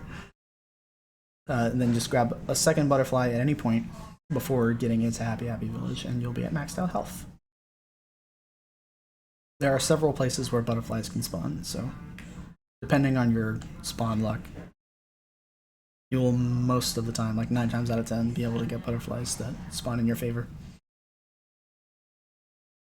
So this is the movement I like to take through this area. Just kind of hug the wall. That's another spot where you can just hold up to go through. Anything that spawns here, nothing in Peaceful Rest Valley or PRV is stutterable. So a lot of the enemies, like the UFOs and the diamonds, are swivel back and forth super fast enemies. So you can get them caught on stuff like I did here, and then just kind of move past them. And then you have the sprouts and the trees. The sprouts are like mushrooms that have the circular aggro radius, and trees move really slow. So a lot of times you can just run around them. But the first trip here, you want to go to about this point because you want to load the iron pencil into memory. And I like to align myself with this grass patch right here just to be safe. And then just turn right back around and go back down.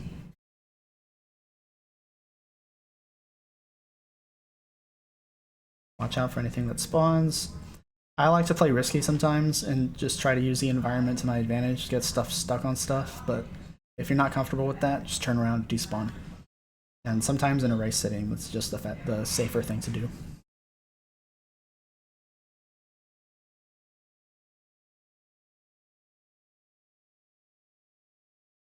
There are sprouts that spawn in this cave, so you will oftentimes have to turn around to despawn them. And if there's anything in this small room, you can't despawn it. You gotta turn around, go through the door again, and reload the room and hope it's not there. So at this point, I'm holding Turbo A to mash through this. Oh, I got dad call. This will not happen in your boogie run unless you are as slow as I have been this whole time. It's funny that happened right as the apple could call. Okay, so this butterfly is on a convenient path in front of us, so I'm just gonna go ahead and grab it. So now I'm at max health. It's actually better to get yourself to max health sooner in the event that you get into a fight in Peaceful Rest Valley. So the faster way to get across here to where Applecade is to just go behind these buildings. Sometimes there are like hippies or blue Lardnas that will get in your way, or the cop and dogs. Just want to go in between these NPCs. Talk to Applecade from here. Get the pencil eraser.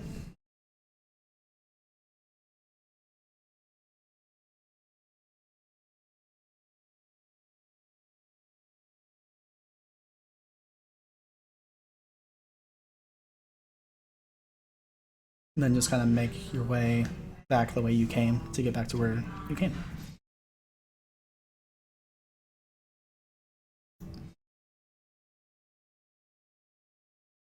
If there's anything like this, you gotta circle around below them.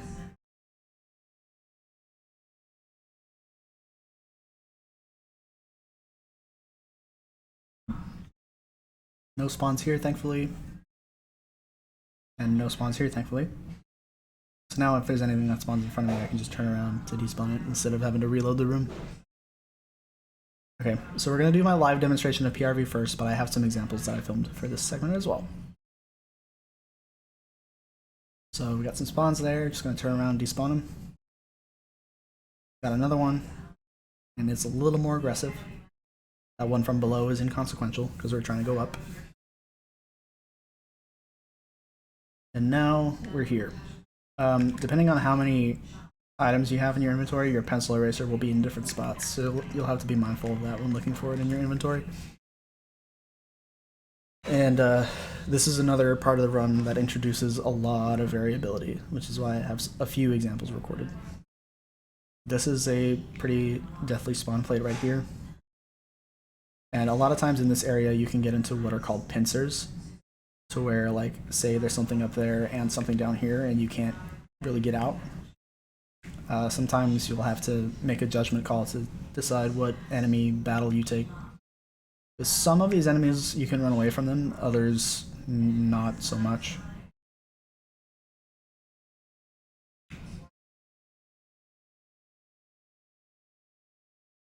Oh my gosh, dude.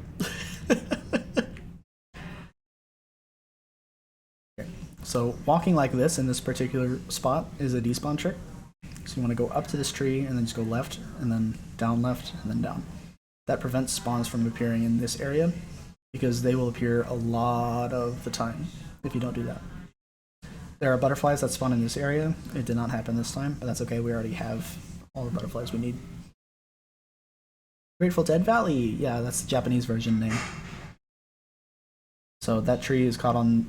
That living tree is caught on that real tree, so I can go past it this way. There are a lot of examples where you can use the environment to know that you're good. This is a very common butterfly spawn position, and it's toward the end of Peaceful Rest Valley, so if you somehow haven't gotten any butterflies yet, you can get this one, and then life up, and then come back down, and then respawn it in to get a second one pretty easily. And to the down right here, it's very common to get enemy spawns of all types. But thankfully, it traded us easily, so we are through. Perfect. Okay. Oh, my game audio was off that entire time. Oh well. That's fine. It was very hard for me to get a bad PRV when redoing this section over and over. Got some spawns up there, had to despawn them. This is an example of a UFO that you can walk past because of the way that it moves. You get better at that with experience. Whenever you're first starting out, you generally just want to despawn those. In these examples, I also already had maxed out health and everything. I already had the butterflies I needed. So yeah, there's an example of a pincer, but I got really lucky with this diamond that got stuck right there. But look, I'm in a very precarious situation. So now that diamond has gotten free of that, so I just had to go all the way back and start over. Got a sprout right here, so I had to despawn it. Nothing in this area. Nothing in this area. And we got stuff down here. So it's moving around like freaking crazy. Okay, so you can take advantage of the fact that they move around like crazy like that by going to a certain point, standing still for a second, and allowing it to move around so that it despawns itself. That's a common trick that's used throughout the whole glitchless run. I got that butterfly by accident. That can happen sometimes. It's about 5-6 seconds time loss.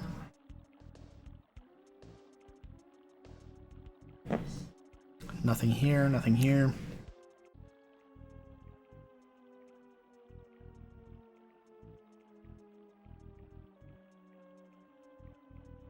Nothing here, nothing here.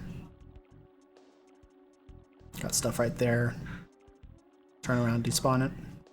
That's mostly what you're going to be doing in PRV, just despawning as optimally as you can. I stood still for a second so that diamond would despawn itself, and then we were good to go. So that sprout was too close, or too far to the left, so I had to, and same with those ones, I had to go back through the door and reload the area.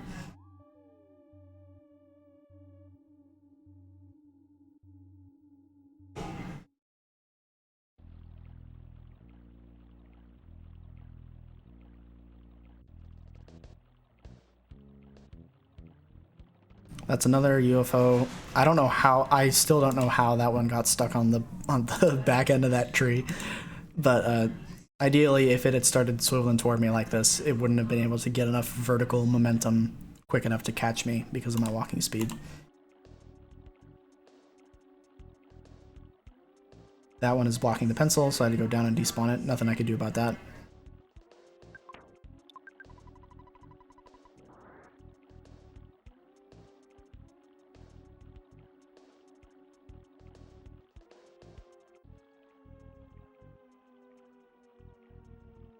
Got an enemy here. You gotta turn around and despawn it. Hopefully nothing spawns on the left so you don't get stuck in a pincer.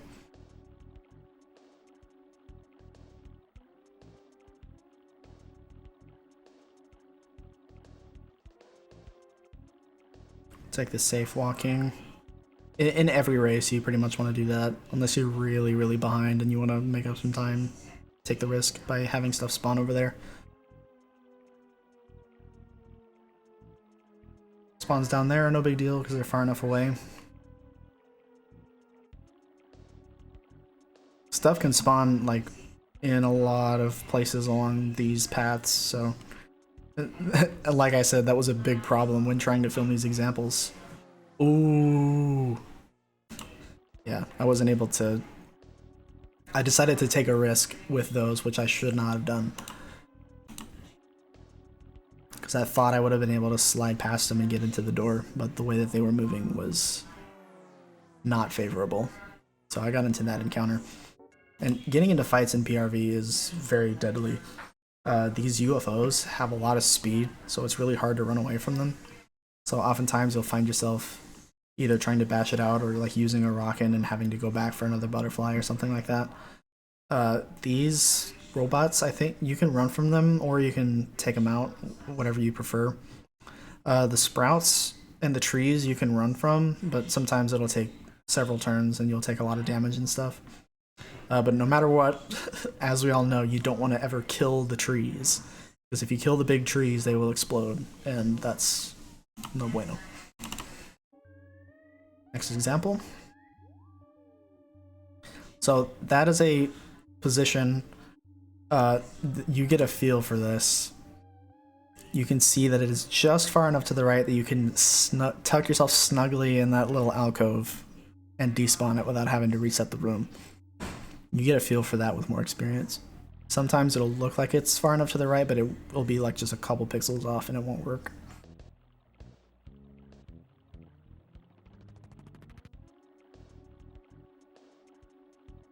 Yeah, I was way too lucky. In most of these examples, I get up to the pencil without any problem.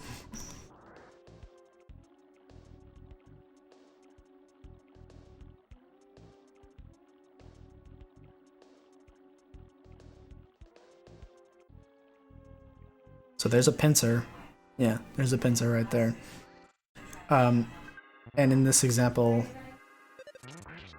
I was able to get lucky and, of course, take out the spinning robo quickly. This guy sets you to a cold sometimes. So if you do that, thankfully by this point you already have healing alpha. So you would want to use healing alpha first, and then life up. And since your PP is no longer at max, you want to grab another butterfly along the way. There's a lot of variability in that way, like changing up your play to accommodate for the situation you've gotten.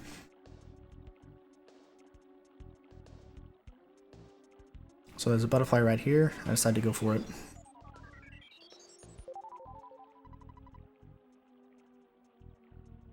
Because, like I said, you want to get them as early as possible, so that in the event of another encounter, you have as many resources as you can have to deal with whatever you get in your way.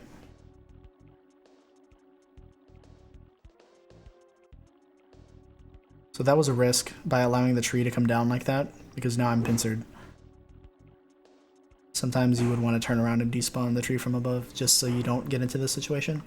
But as you can see, I played it smart, and since the diamond was going woo woo woo like crazy, I decided to stand right here for a few seconds. You can see him dancing around down there, but once he stops, you can see that he's gone. Or you can infer that he's gone, and then just go down. Go through. That was a good example, I like that one. Oh, this is not a PRV example, this is just me showing how close you can be to mushrooms without them fully aggroing onto you. Like if you go past them like that, they'll come closer, but they won't fully latch onto you because of your movement speed. Okay. Yeah, so that's an example where it is just too far to the left to be despawnable. So I got all the way in there and it still wouldn't go away, so I had to respawn the room.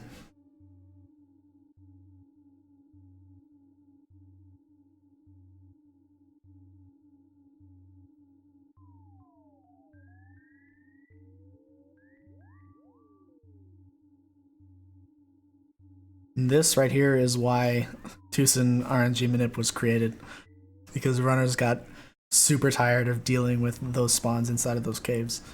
Because a lot of times the PRV itself will go fine, but when you're in those sprout caves, it's like, oh my gosh, I'm losing a lot of time.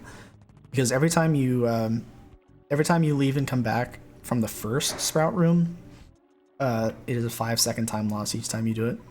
And each time you go through the door in the second sprout room, it's a 2-second time loss, 2.5 seconds. And when you're doing that a bunch of times in a row, it stacks. I decided to play it risky with both of these. you can see that. In a race setting, generally you just want to despawn that stuff, but I saw that it was that the sprout was far enough up that if I were to have it aggro onto me, which I didn't somehow by taking advantage of its radius, it would have gotten caught on the tree and I would have been able to keep going. And these guys were tucked all the way up into this alcove up here, so it would take them a few swings to actually get out of there. So I had just enough time to get by.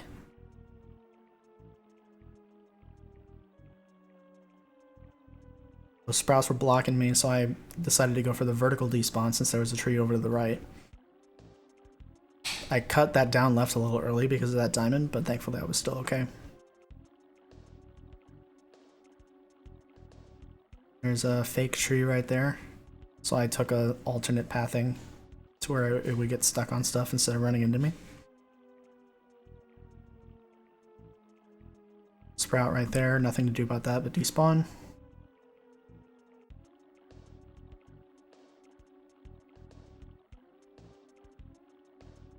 There was a potential pincer, but thankfully it was okay.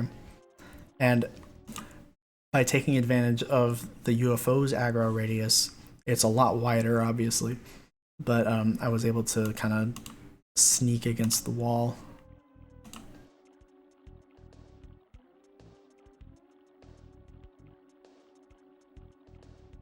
To where it just didn't see me at all. And go through. Going this way, I saw there was a diamond here, but there wasn't really a way for it to catch me. Tree up there, but the trees move super slow.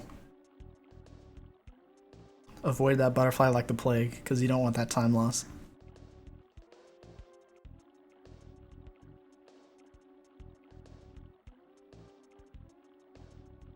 And once again, the tree goes so slow that it doesn't catch you. That's a risk of a pincer. Oh, Shaibu, thank you for the redeem. Okay, yeah, that example wasn't too eventful. One more. Yeah, I don't think I didn't get a single example where there were any spawns in this area, which is freaking ridiculous. It's a lot harder to get bad luck on purpose than to get good luck on purpose. That's just EB for you. It knows what you're trying to do.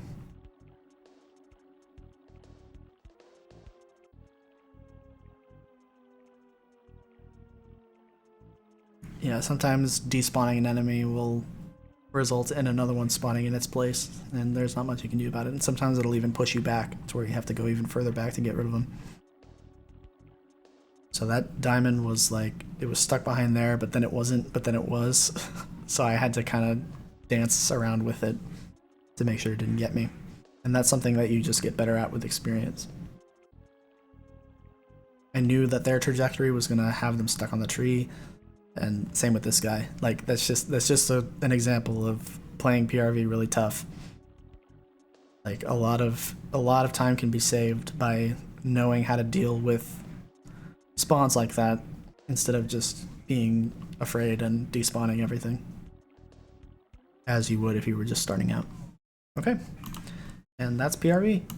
I'm gonna enjoy this white people taco before I continue. I'm hungry. I can't believe how long this is. It's gonna be like an hour longer than my previous one. We're only like halfway into the run.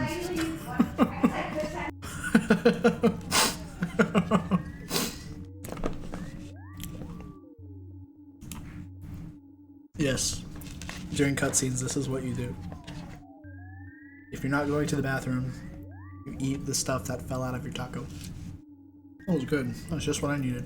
I've restored some HP. Now I'm ready to keep going. So in this little cave, there are snakes that spawn. Ideally, they will all be facing away from you, but sometimes one of them will be heading toward you. And obviously you can auto-win if it encounters you, but you can also stutter step it, get past it. Once you get here, you want to go straight to the shop. And since you have money in your inventory already, just talk to this guy. And in this store, you don't want to press down, because you don't need the fry pan, you need the slam and lot bat. Sell the old bat, and then buy the Holmes hat. Takes over your baseball cap. So now you have better defense and offense. And then this is an example of a point in the run where you do not want to buffer your inputs. Why? Because sometimes there are cultists that will spawn right here. Literally right here where Ness is standing right now. So if you move left, you will encounter it. And if you get a green swirl, you might think, oh great, I get to run away first try. No, that is not possible in this because of the way that the game is programmed. The insane cultist enemy is flagged with a completely inescapable battle flag, however you would say it, because of the shack fight coming up. They didn't want you to be able to run away from it. So if you get into an encounter with an insane cultist, a random encounter that's not a mandatory one, you are pretty darn screwed. So you want to enter that cave, do not buffer left, make sure that there's no cultists that appear right on top of you, and then go left.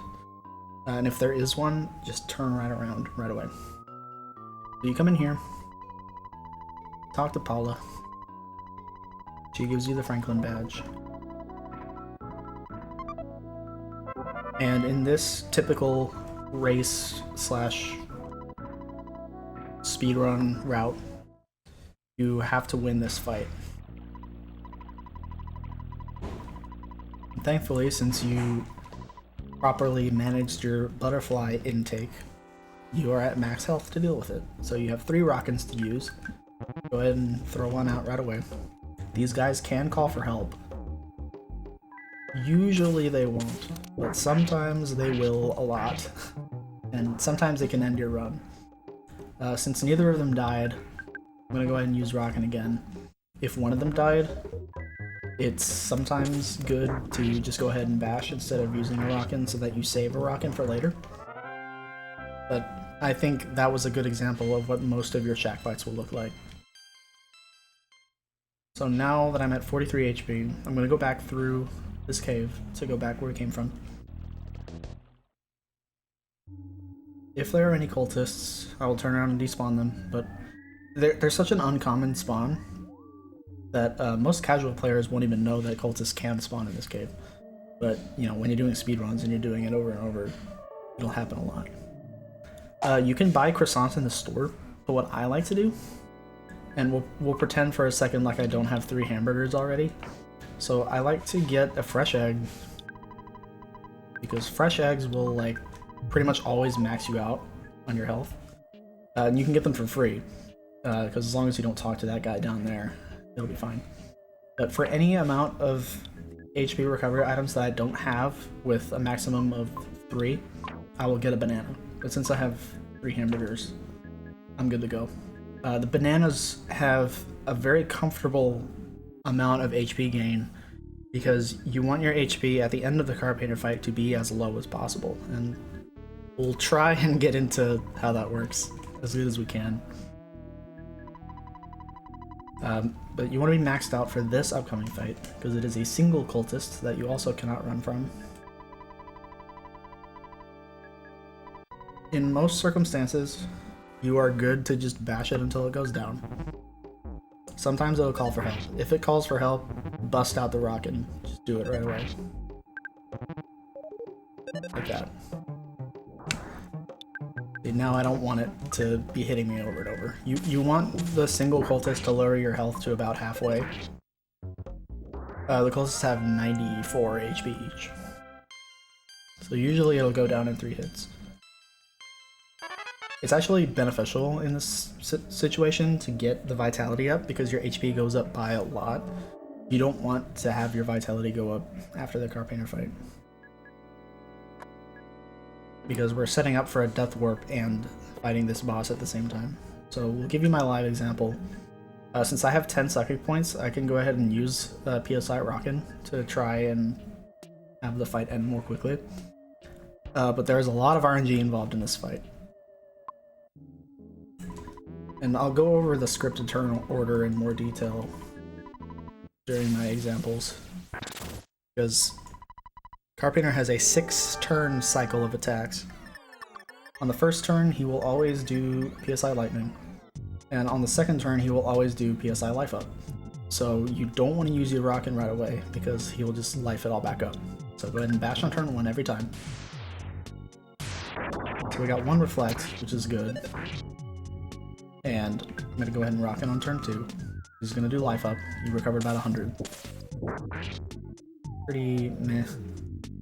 And now on turn 3, if I had a low HP amount, like 50 or less, I would use a healing item here, so that he does me for mortal damage, and all the HP I have left is whatever the item gives me. But since I have this much health, I'm just going to let him hit me. And that's fine. So now we hit him again. On turn 4, he uses the lightning attack. I think he's going to go down to this. Yep. Great. On turn 5, he uses a PSI shield, which makes it to where you can't use Rockin' anymore. So that's why you want to make sure you use your Rockin' on turn 2. And if you somehow have another one that you can use it on turn 3. Or turn 4 if you need to heal. But okay. Now that we're to that point, I'm going to show you my examples of what different Carpainter fights might look like. I don't remember what happened in them, so this will be a fun experience for all of us. Oh, I took 7? Oh, well, here we go. Or no, I think I took 6 because one of them showcased something else. In this example... Okay, so this is what HP I was at. Oh, I got a smash here. But the smash doesn't matter because it was on turn 1. Life Up recovered almost all of it. So we got a Rockin' here. Turn 3, he hits you.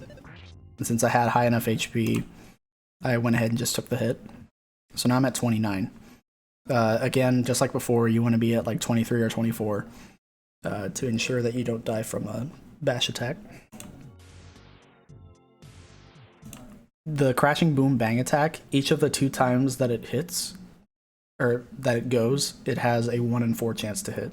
So a lot of runs, this fight will take a long time purely because of all the lightning misses in a row that you get. So this is turn 5, he uses the Psychic Shield, Rockin' is no longer usable. And now, since I know on turn 6 he's going to attack, I use, I believe, the banana. Yeah. So now I take mortal damage, and I recover 26, which is just above the comfy range of mashing out a mortal damage attack. So if he were to reflect and actually get the lightning to hit himself, I would finish the fight with a good amount of HP.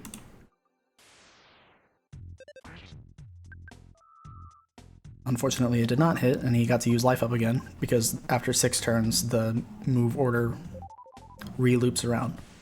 So I used a banana again on the bashing turn, and then we got the reflect. And he still wasn't dead. I was kind of surprised at that. But then I got him. So I feel like that's a pretty decent example. Like, that's what most of your Carpainter fights will look like. Oh yeah, this is Janet, the NPC.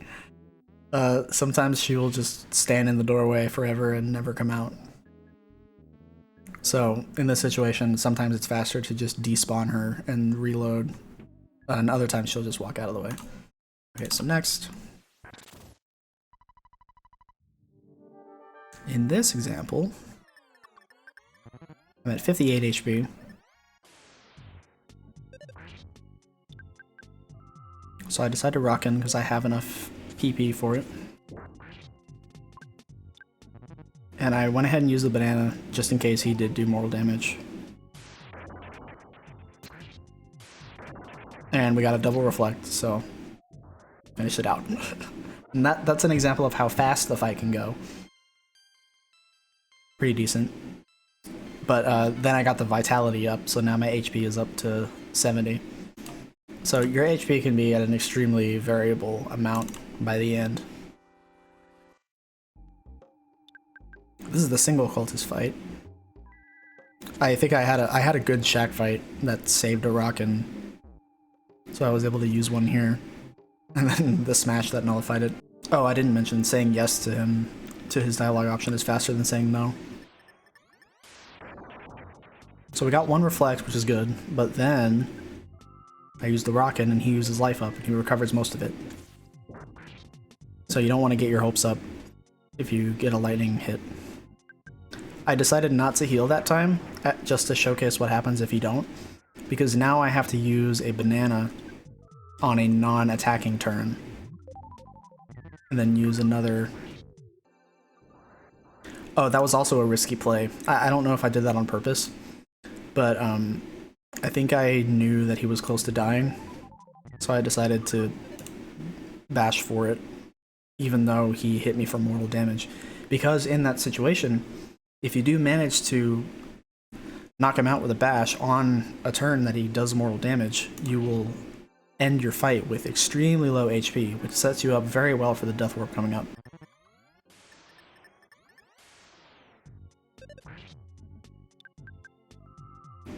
Went ahead and did a rockin', and did it again. This isn't all that common. You won't all that commonly be able to do it twice. But in that case, once again, I had to use the banana on a non-attacking turn because my HP got too low to mash out.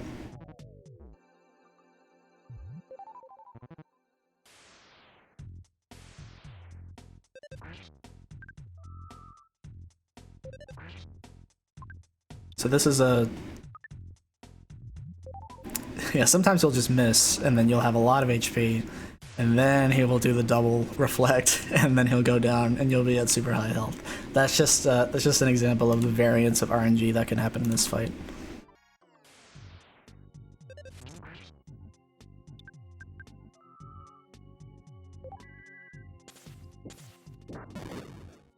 That was a rock and miss. So I decided to do another one, and then that was still really bad. Banana on a non-attacking turn. Then banana again, and then I outsped. So now I have like 20... No, I have 18 HP. So I had to make sure that I used the hamburger on the life up turn. So I had enough HP to survive an attack on the attacking turn, and now I barely have enough to survive one more round. And this is when I would use my one life up.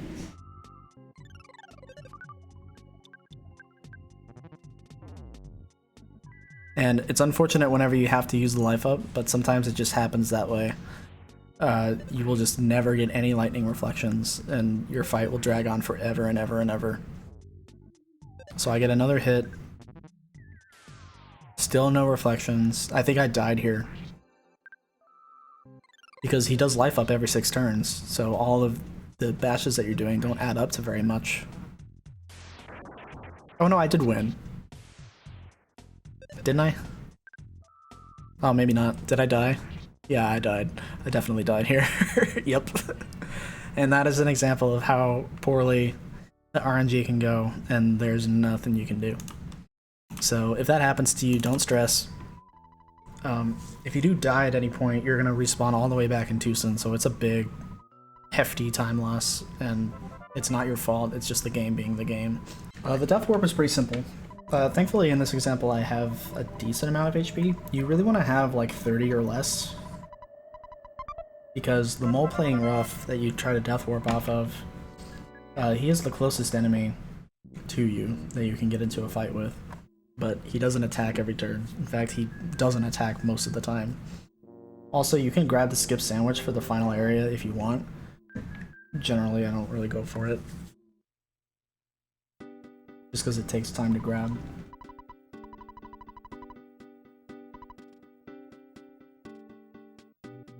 So first we have to go get Paula.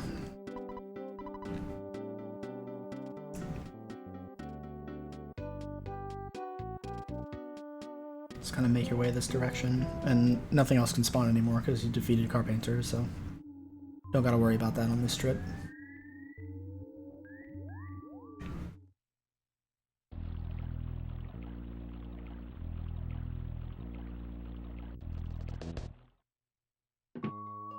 And when you come in the second time, you want to make sure that you open your inventory and use the key to the cabin instead of talking to her, because if you talk to her, that costs you time.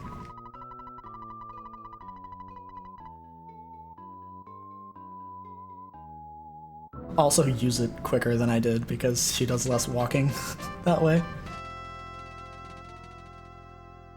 You can be standing right about where I am and have it work. So I like to go back into the cave. There's multiple routes you can take to avoid these crows. I usually go in this kind of S shape. Once you're in the cave, drop your defensive items. Don't drop the sandlot bat. Well, I guess it doesn't matter if you do or not, but I guess it's better to keep it. Just for glitchless habits if you decide to graduate to the rest of the game. And drop Paula's teddy bear, because the teddy bear will absorb 75% of all attacks. And your aim here is to take damage. The Mole Playing Rough will knock out Paula in one hit, because she has 30 health and like no defense. You want to red swirl yourself. Oh wow, that was very lucky. So I'm gonna let my HP fall and do that. So usually the Mole Playing Rough will do a weak attack, which is about 30 damage, and then either hit Ness or Paula. And if it hits Paula, she will go down. And if it hits Ness, then whatever. Usually what the Mole Playing Rough will do is size up the situation, which makes himself confused, and most of the time, whenever he's in that state, he will attack himself. So you can use Paula to hit Bash, and she will do 1 HP of damage to it and knock it back to normal. We didn't get to show that this time, but that's okay. In this situation, where Ness is dead and Paula is alive, you can just hit auto fight. She will never kill it, and the mole will get her first. This is a very good Deathwarp. If it were fast, it would have been awesome. There are other Deathwarping methods. You can go out to Peaceful Rest Valley and have like one of the UFO diamond tree sprouts attack you. But there's like a balance of risk versus time gain versus time loss if you do it that way. There's really no optimal way to do it. The fastest way is to just get a good Deathwarp on the Mole Playing Rough, because it's the quickest enemy you have access to. And in the proper circumstances, it'll be enough to take you out quickly. You want to go straight to the hospital. You have enough money, if you've done everything as I have up to this point, because it costs $100 to heal her. You need her to be alive before you talk to anybody. You need to talk to this guy, you need to talk to Luigi, get the backstage pass. And if you're doing the route that I'm doing, this is the order that you do it in for good optimization. Go behind here, go to the Polestar preschool, and we'll go back here to talk to Paula's dad.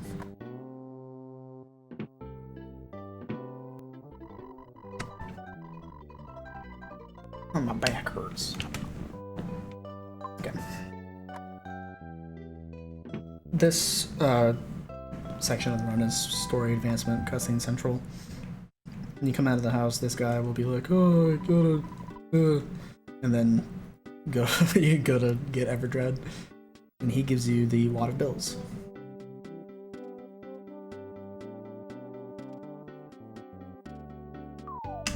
I don't think it matters at all where exactly you run into the event trigger from, because he does the same amount of walking regardless. So just kind of do it whenever. And there are now 2 ways to do this next part. I will show the new way first, because it saves more time. So I'm holding up here so that I go this way, I go right, and then up against the wall, and then into the door. This skips a photo trigger.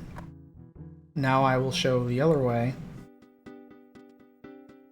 because it's a little bit more consistent and safer. Because you have to get your movement right. You have to practice that. Like whenever I tried it for the first time, I totally messed it up. You're coming up this way, and then you can go. Actually, how did I used to do it? Wait, how did I used to do it? I don't remember.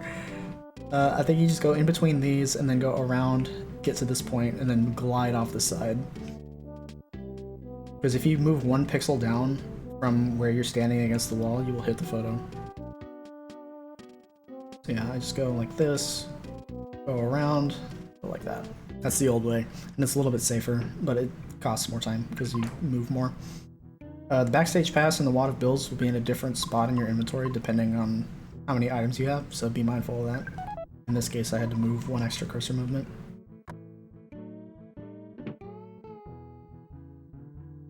And then we talk to this girl. There's no dialogue option here, even though it seems like there should be, because she asks you a question. But once you get in here, just leave. And before you get up to go to the bathroom, make sure you turbo mash through all this text. And once that box disappears, you're good.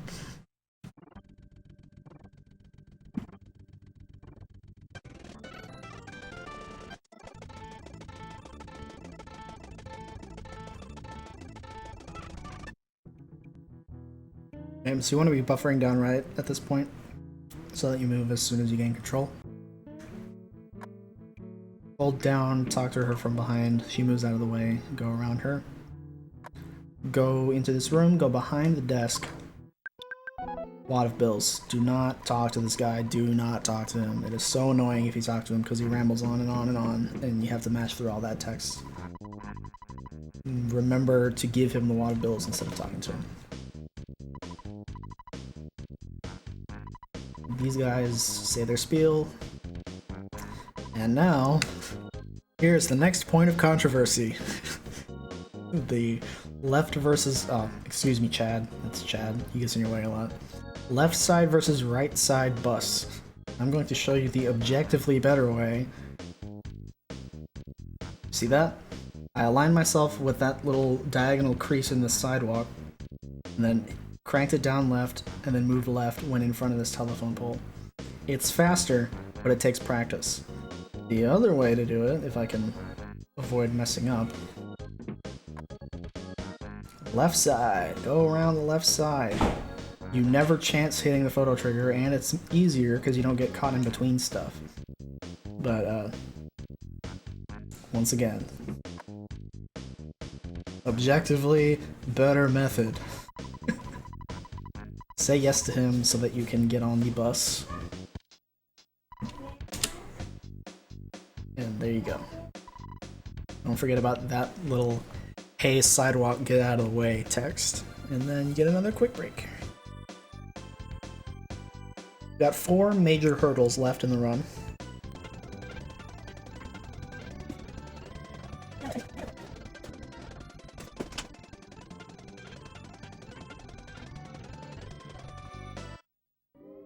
Okay, so now we're in 3.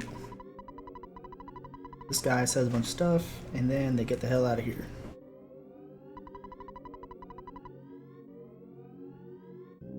This is the most optimal route that I know of to get to the graveyard.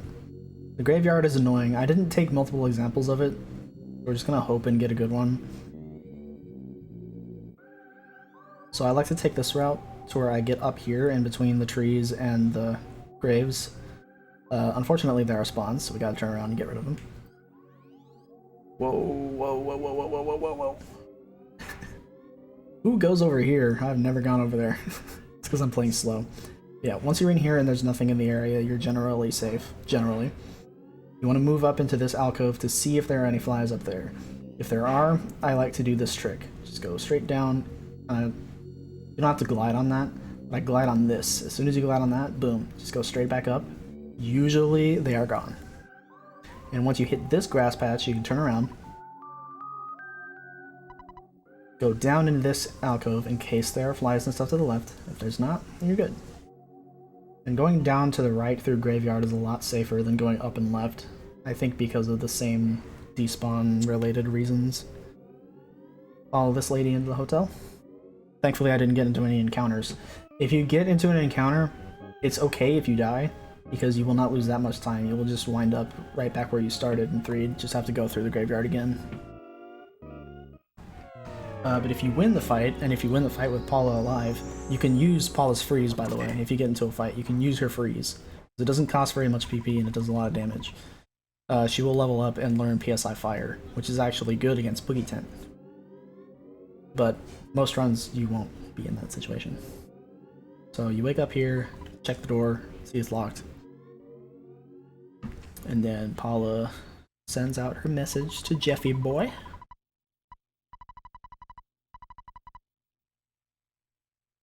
One more little cutscene break.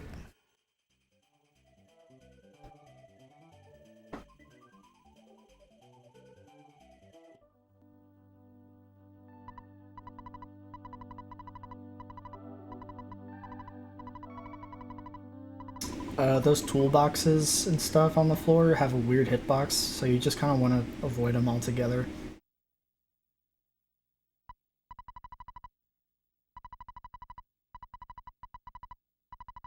Just talk to Tony and get out of this room.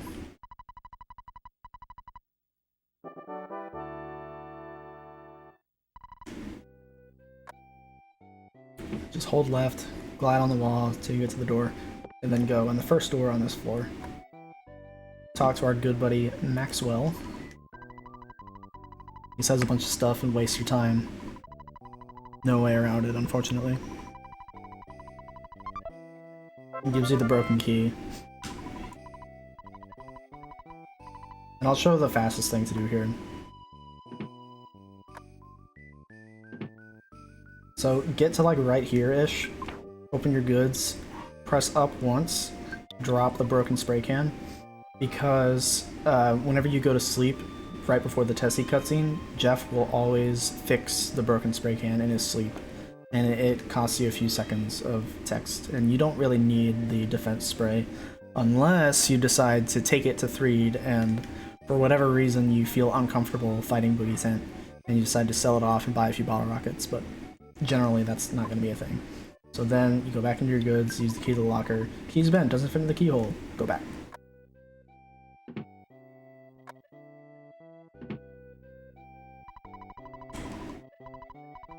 So he's like, oh, the key didn't work. Who would have guessed? So it gives you the bad key machine. Just go back. And this time we actually go to the lockers that we need to hit, which is this one on the very left. Get the Holmes hat. And then this one on the very right. Pop gun. And that menuing is very easy to practice and get right. Just the more you do it. Just hold down, talk to Tony. And you're out of the school. So now we make our way to the shop. Talk to this nice woman. And we get to get our best friend. Say yes to her. Spend your $1 and get the monkey.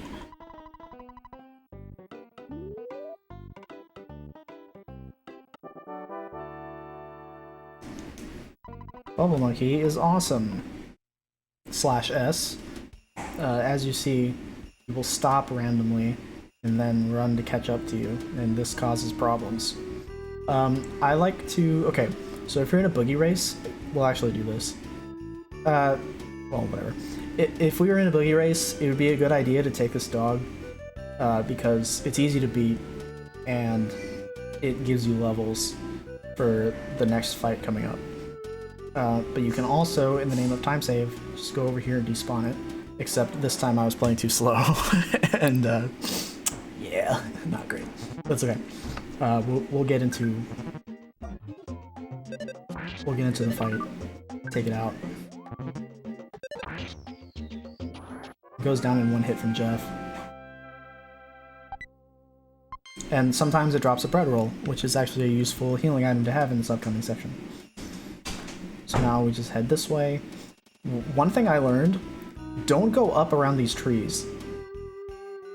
See that? Let's go. So, yeah, make sure you don't do that. I totally found that out by accident one stream, and I was like, whoa. Go below the trees, because it's faster anyway. I'm sure a lot of EarthBound runners don't even know that the guy exists. Because you would never know, unless you accidentally took the slow route. Just kind of make your way this way, over to the tent on the far left. Go inside, talk to this dude. He gives you some stew, say yes to him. This text is always there, but at this moment, if you had the broken spray can, it would say Jeff used his incredible science skills to fix the thing, and it became a thing. So to skip the photo trigger right here, you can go above and around the tent, or you can come to the right this way, tap down, and then just hold right. It takes practice, but you can do it. I did not think that this cutscene was a good bathroom break, but when I was filming my alternate examples for the Brick Road section,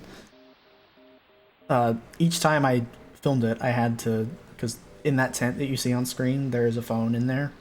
That's the only phone that you can use before Brick Road. So if I were to reload my save, that's where I would reappear.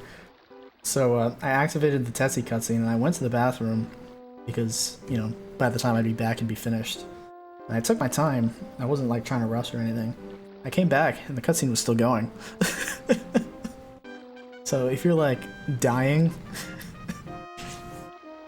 you can rush one out real quick during this. But the real bathroom break is going to be after Winters is over. Yeah, it's longer than Runway 5.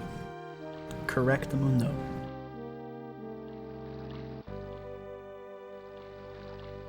This is like IRL speedrunning strats.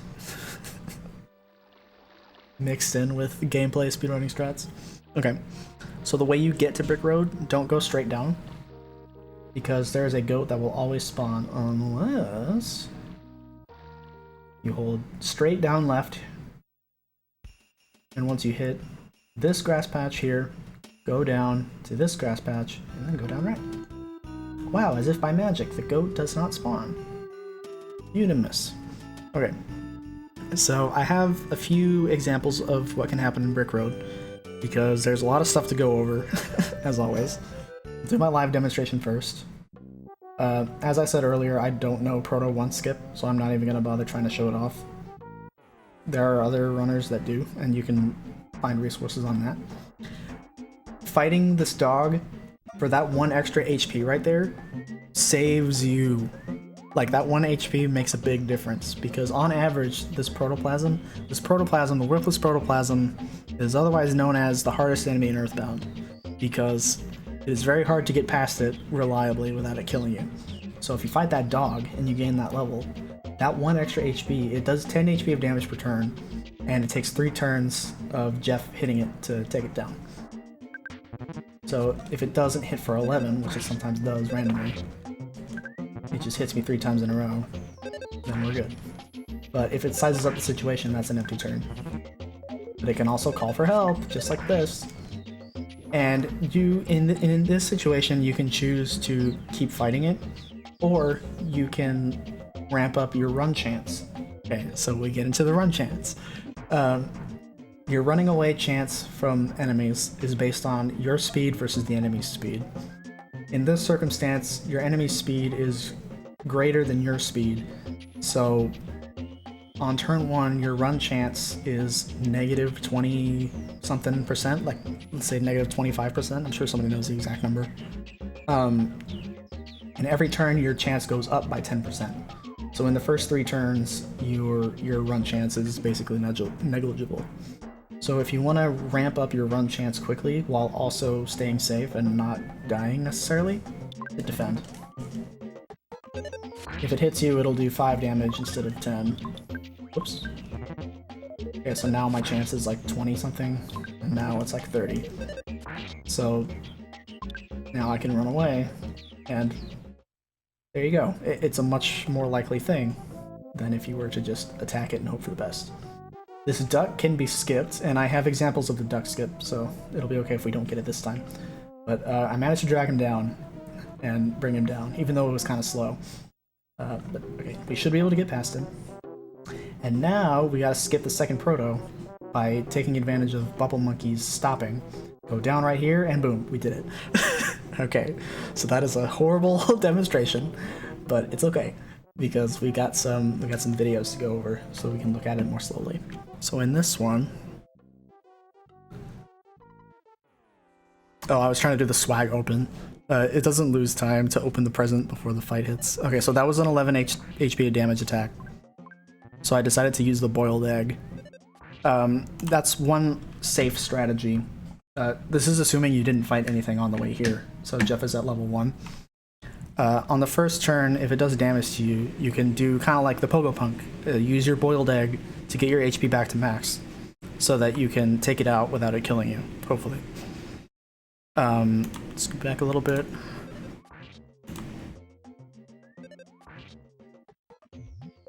Yeah, so it hit me again. Oh, and this time it called for help. It took me like several tries to get a first proto that actually called for help. I think I'm going backwards in my examples. But anyway. Yeah, so in this example, it's better to get rid of the first one so that you can start defending whenever the second one is there. Because it would take a whole another 3 turns to kill it. But you can also ramp up your run chance for 3 turns, and it's a little faster to just get away from it. The drawback of doing that is that you don't gain any levels.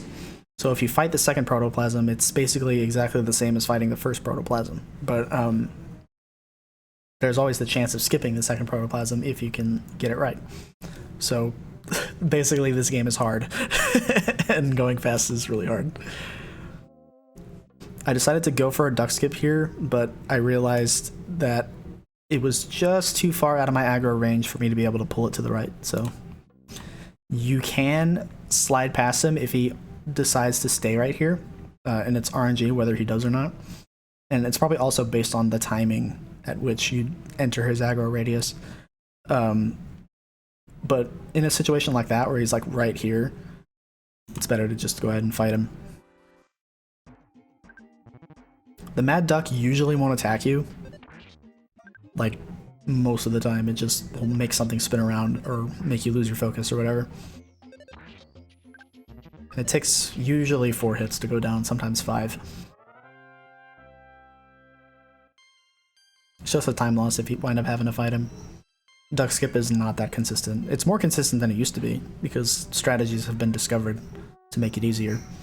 Okay, and for second proto skip, the reason why we wiggle back and forth like this is to where we can start moving left right when Bubble Monkey stops moving. Because as you go this way, and you want to count the amount of these lumpy things, probably rocks, that you're walking against. Turn down left. Okay, because you want to be at the very top, aligned at the very top of this wall. Because this pathway is 2 sprites wide. So you want to be at the very top of this wall whenever Bubble Monkey stops moving. Then cut it straight left, and right when you're around the 6th one, cut down left and then go left. So this gives you the best shot.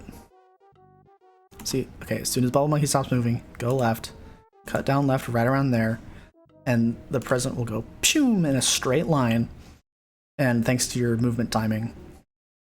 If the Bubble Monkey continues to follow you as you keep walking this way, you will skip past it successfully.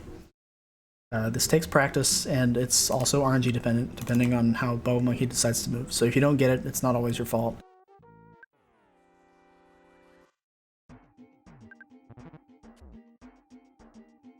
So that's a first turn hit, and I decided not to heal this time, just for the sake of this example. And thankfully on the 3rd turn he decided to size up. So now, after this fight, I can use the boiled egg and be at max HP.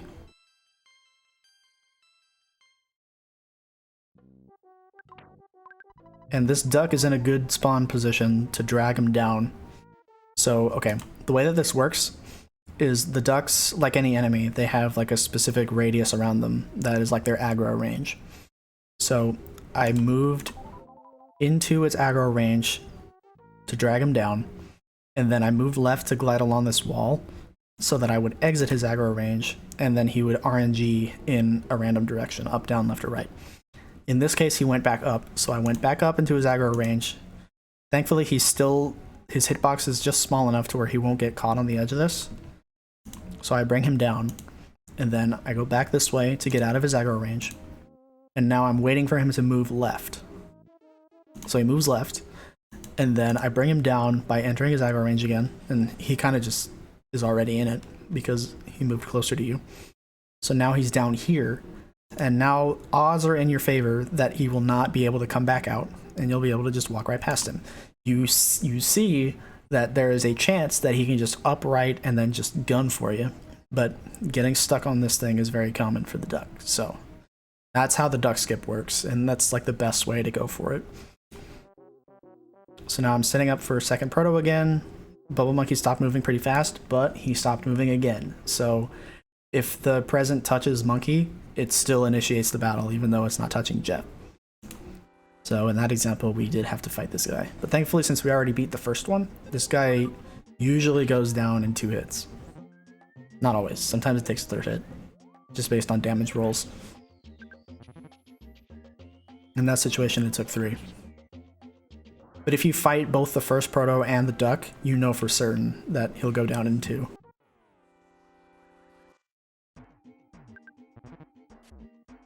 Okay, so in this example, I take damage on the first turn and, again, decide not to heal, which is a risk. And this time, it decided to attack me on turn 3. So, I died to Proto 1. What happens if you die to Proto 1? You respawn right out here. Just go again. Take the despawn shortcut, or long cut, and then go back through here. Try again. It costs you time, but it's better than forfeiting the run. Sometimes you will die multiple times in a row, and there's just nothing you can do about it.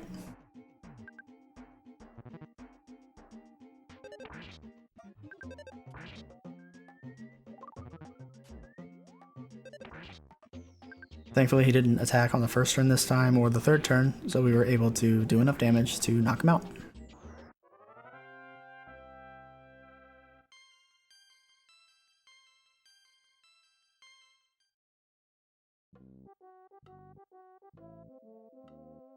That duck was in almost a good position to drag down, but he was just too far up that way. And I realized that it would be impossible to skip him, so I took the boiled egg, so that I'd be at max health going into the fight. Like I said, he usually doesn't attack you, but there is a chance that he will peck at your eyes like 2 or 3 times. So it's better to have more health here than less. And if you don't take any damage, you're at a good enough amount of HP for the second proto fight if you don't skip it.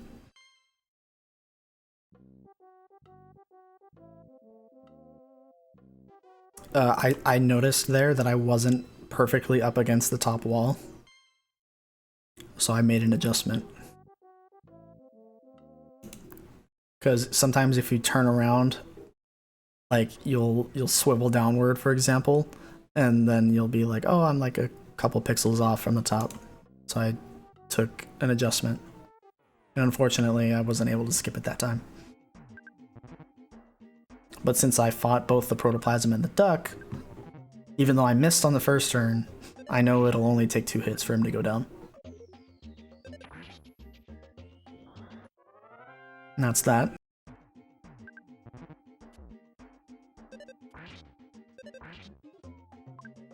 In this example, when I took damage on turn 1, I decided to use the boiled egg, which is the safer strategy.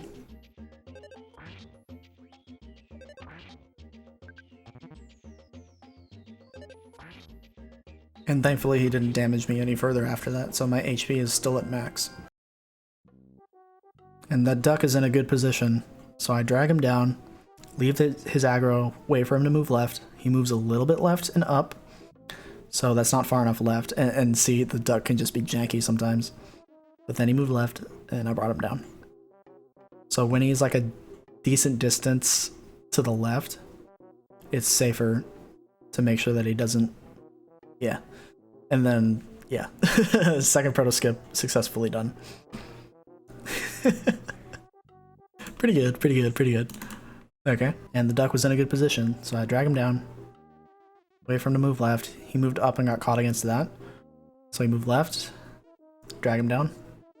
That was a very fast duck skip setup. Sometimes it takes a while, but I personally feel like it's worth it to sacrifice a little bit of time to set up the skip if it's worth it. If it's totally not going to work at all, and you get the feel for it with more experience, as is with everything else in this game. If it's not worth it at all, just go ahead and take the fight. It's faster than wasting time trying to set it up when it's not going to work. And there we go. That is Brick Road. All right. One more. The last major hurdle in Winters. If for whatever reason you want to heal, you can talk to Brick Road here, but people usually don't do that. So there's a lot to go over in here as well, so I took examples of it just like before. If there are spawns immediately in the first area, you can make the choice to stutter past them or go back out and respawn the room. Respawning the room is obviously safer, but it could cost you more time. But depending on your stutter stepping skill, these rooms are really narrow. So thankfully this time I didn't get any spawns. In fact, let's go back, try to get some. These rooms are really narrow, so stutter stepping can be difficult. But okay, we got this going here. If I were really ballsy, I could go for a stutter in between the two of them, but that's generally not a good idea. So I'm going to go down here, drag them both this way, and then stutter around them like this. And this is a risk because there might be something down here to the bottom left, and then we get in a pincer. But this time, that did not happen. I think it did happen in one of my examples, so thankfully we don't have to go through it here. Okay, so if it were just that mouse, I would go for it, but since there's that guy down there too, I'm going to say no. These guys I can do, maybe. This is very dicey.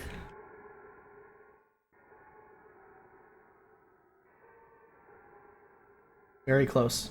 And that is a situation where if the bubble monkey stops and you're still stuttering and the enemies are moving towards you, just stop moving. Allow Monkey to finish his business and then catch up with you before you resume stuttering. Because remember earlier, if an enemy touches Monkey, it will initiate an encounter. Even though it's not touching Jeff. So we can stutter around this person too. There is a safety hamburger in that present if you decide that you need it. I think I'm okay. Okay, so there can be spawns in this first room, but if you don't get them, that's perfect. In this second room, you can choose to stutter around these guys. In fact, I'll give it a shot, even though I don't usually do it. But this is a risk because there can be spawns in the third small area. But there weren't this time. So ultimately, I saved time, sort of, over having to despawn those spawns over and over. So there can be spawns in this little area as well, and if there are, you'll have to reset the room. But then to the left, there can be spawns of the mushrooms and the mice. So just despawn them until they're gone. And okay, so if you're walking this direction, and Monkey is like back there, you will want to wait for him to catch up to you before you use the pack bubblegum. Because if you don't, you will fly for a lot further of a distance, and that costs time.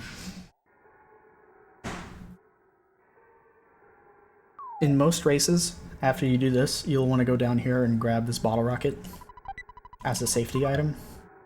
It doesn't cost that much time to get. And up here you have mushroom spawns that you will not be able to get past. So you just gotta despawn them until they're out of your way.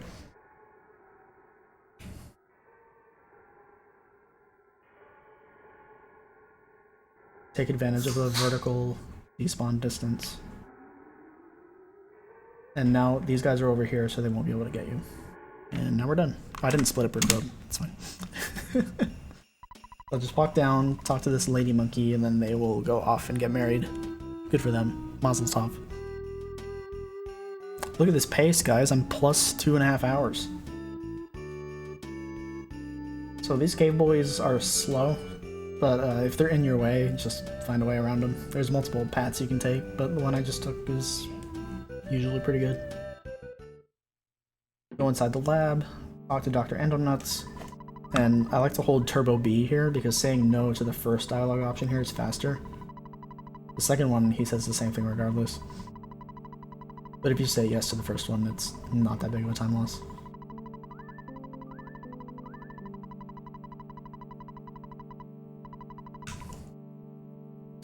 And when you get in here, I like to hold Turbo A and or mash, because if you don't press a button, he will be like, hey, what's going on? Oh, you need to press a button on the controller, and that loses time.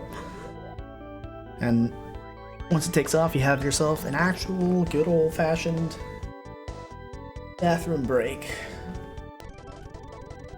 We have one last problem to go through. It's usually the safest part of the run, but other times it can end your life. It is the Boogey Tent himself.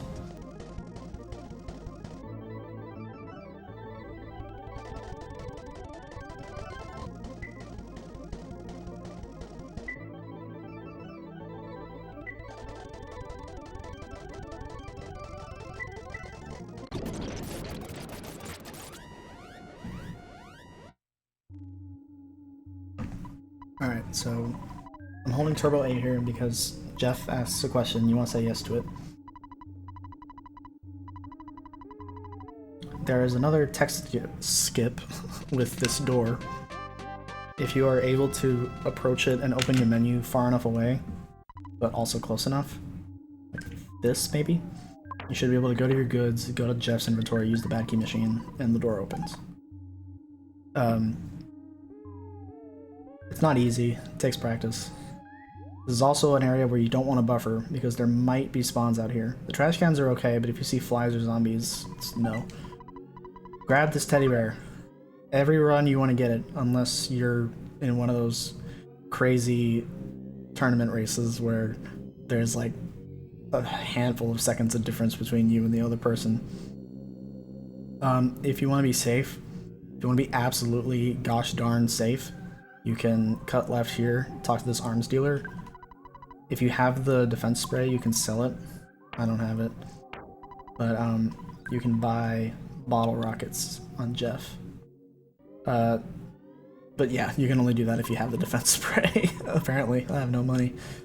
Yeah, so there's that.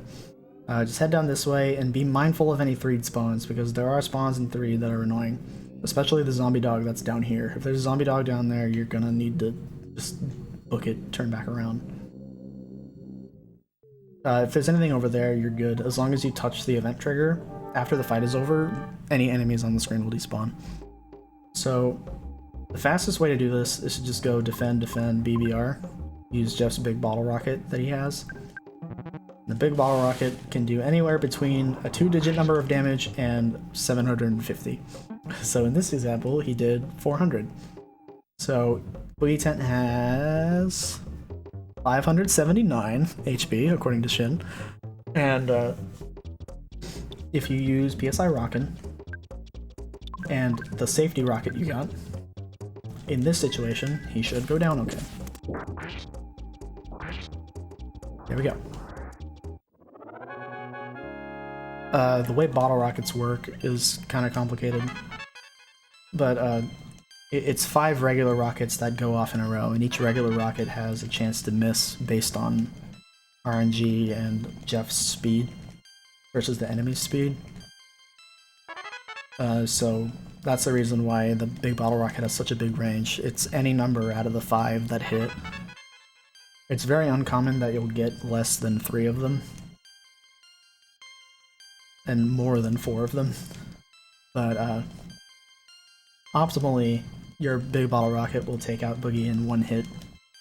And also, the reason why you get the teddy bear is because if Boogey Tent attacks, it's a 75% chance it'll hit the teddy bear.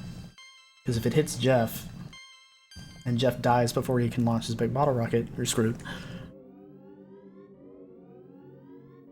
And timing ends when you pick up the fly honey and the text finishes crawling right there. You takes it. You takes it. And there we go. A 3.5 hour run. Yeah! Yeah. So, I definitely went into a lot of detail, but there are definitely also some minor things that I probably did not go into. But here's your grand prize. After finishing a Boogey Tent run, you get to log yourself into this corner. And I'm holding Turbo L here. No, that's not right. You'll know if you hit the proper spot if the text box takes a second to pop up. So now I'm holding Turbo L. And we're gonna get some glitchy goodness. Hopefully. There are many things that can happen here. I'm pretty sure every EarthBound player knows about this glitch now. It's a fun way to end a boogie run after you finish it. But yeah, thank you guys for watching. If you're on YouTube, hope you enjoyed. And hopefully people can take advantage of this tutorial and learn how to H. And you can learn how to improve your boogie percent times in preparation for any tournaments or any races that you might decide to set up with your friends.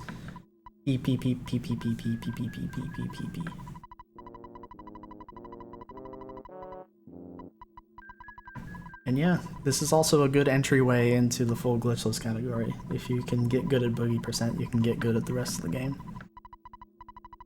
Fun stuff. Happy EarthBound speedrunning, friends. Thank you for watching.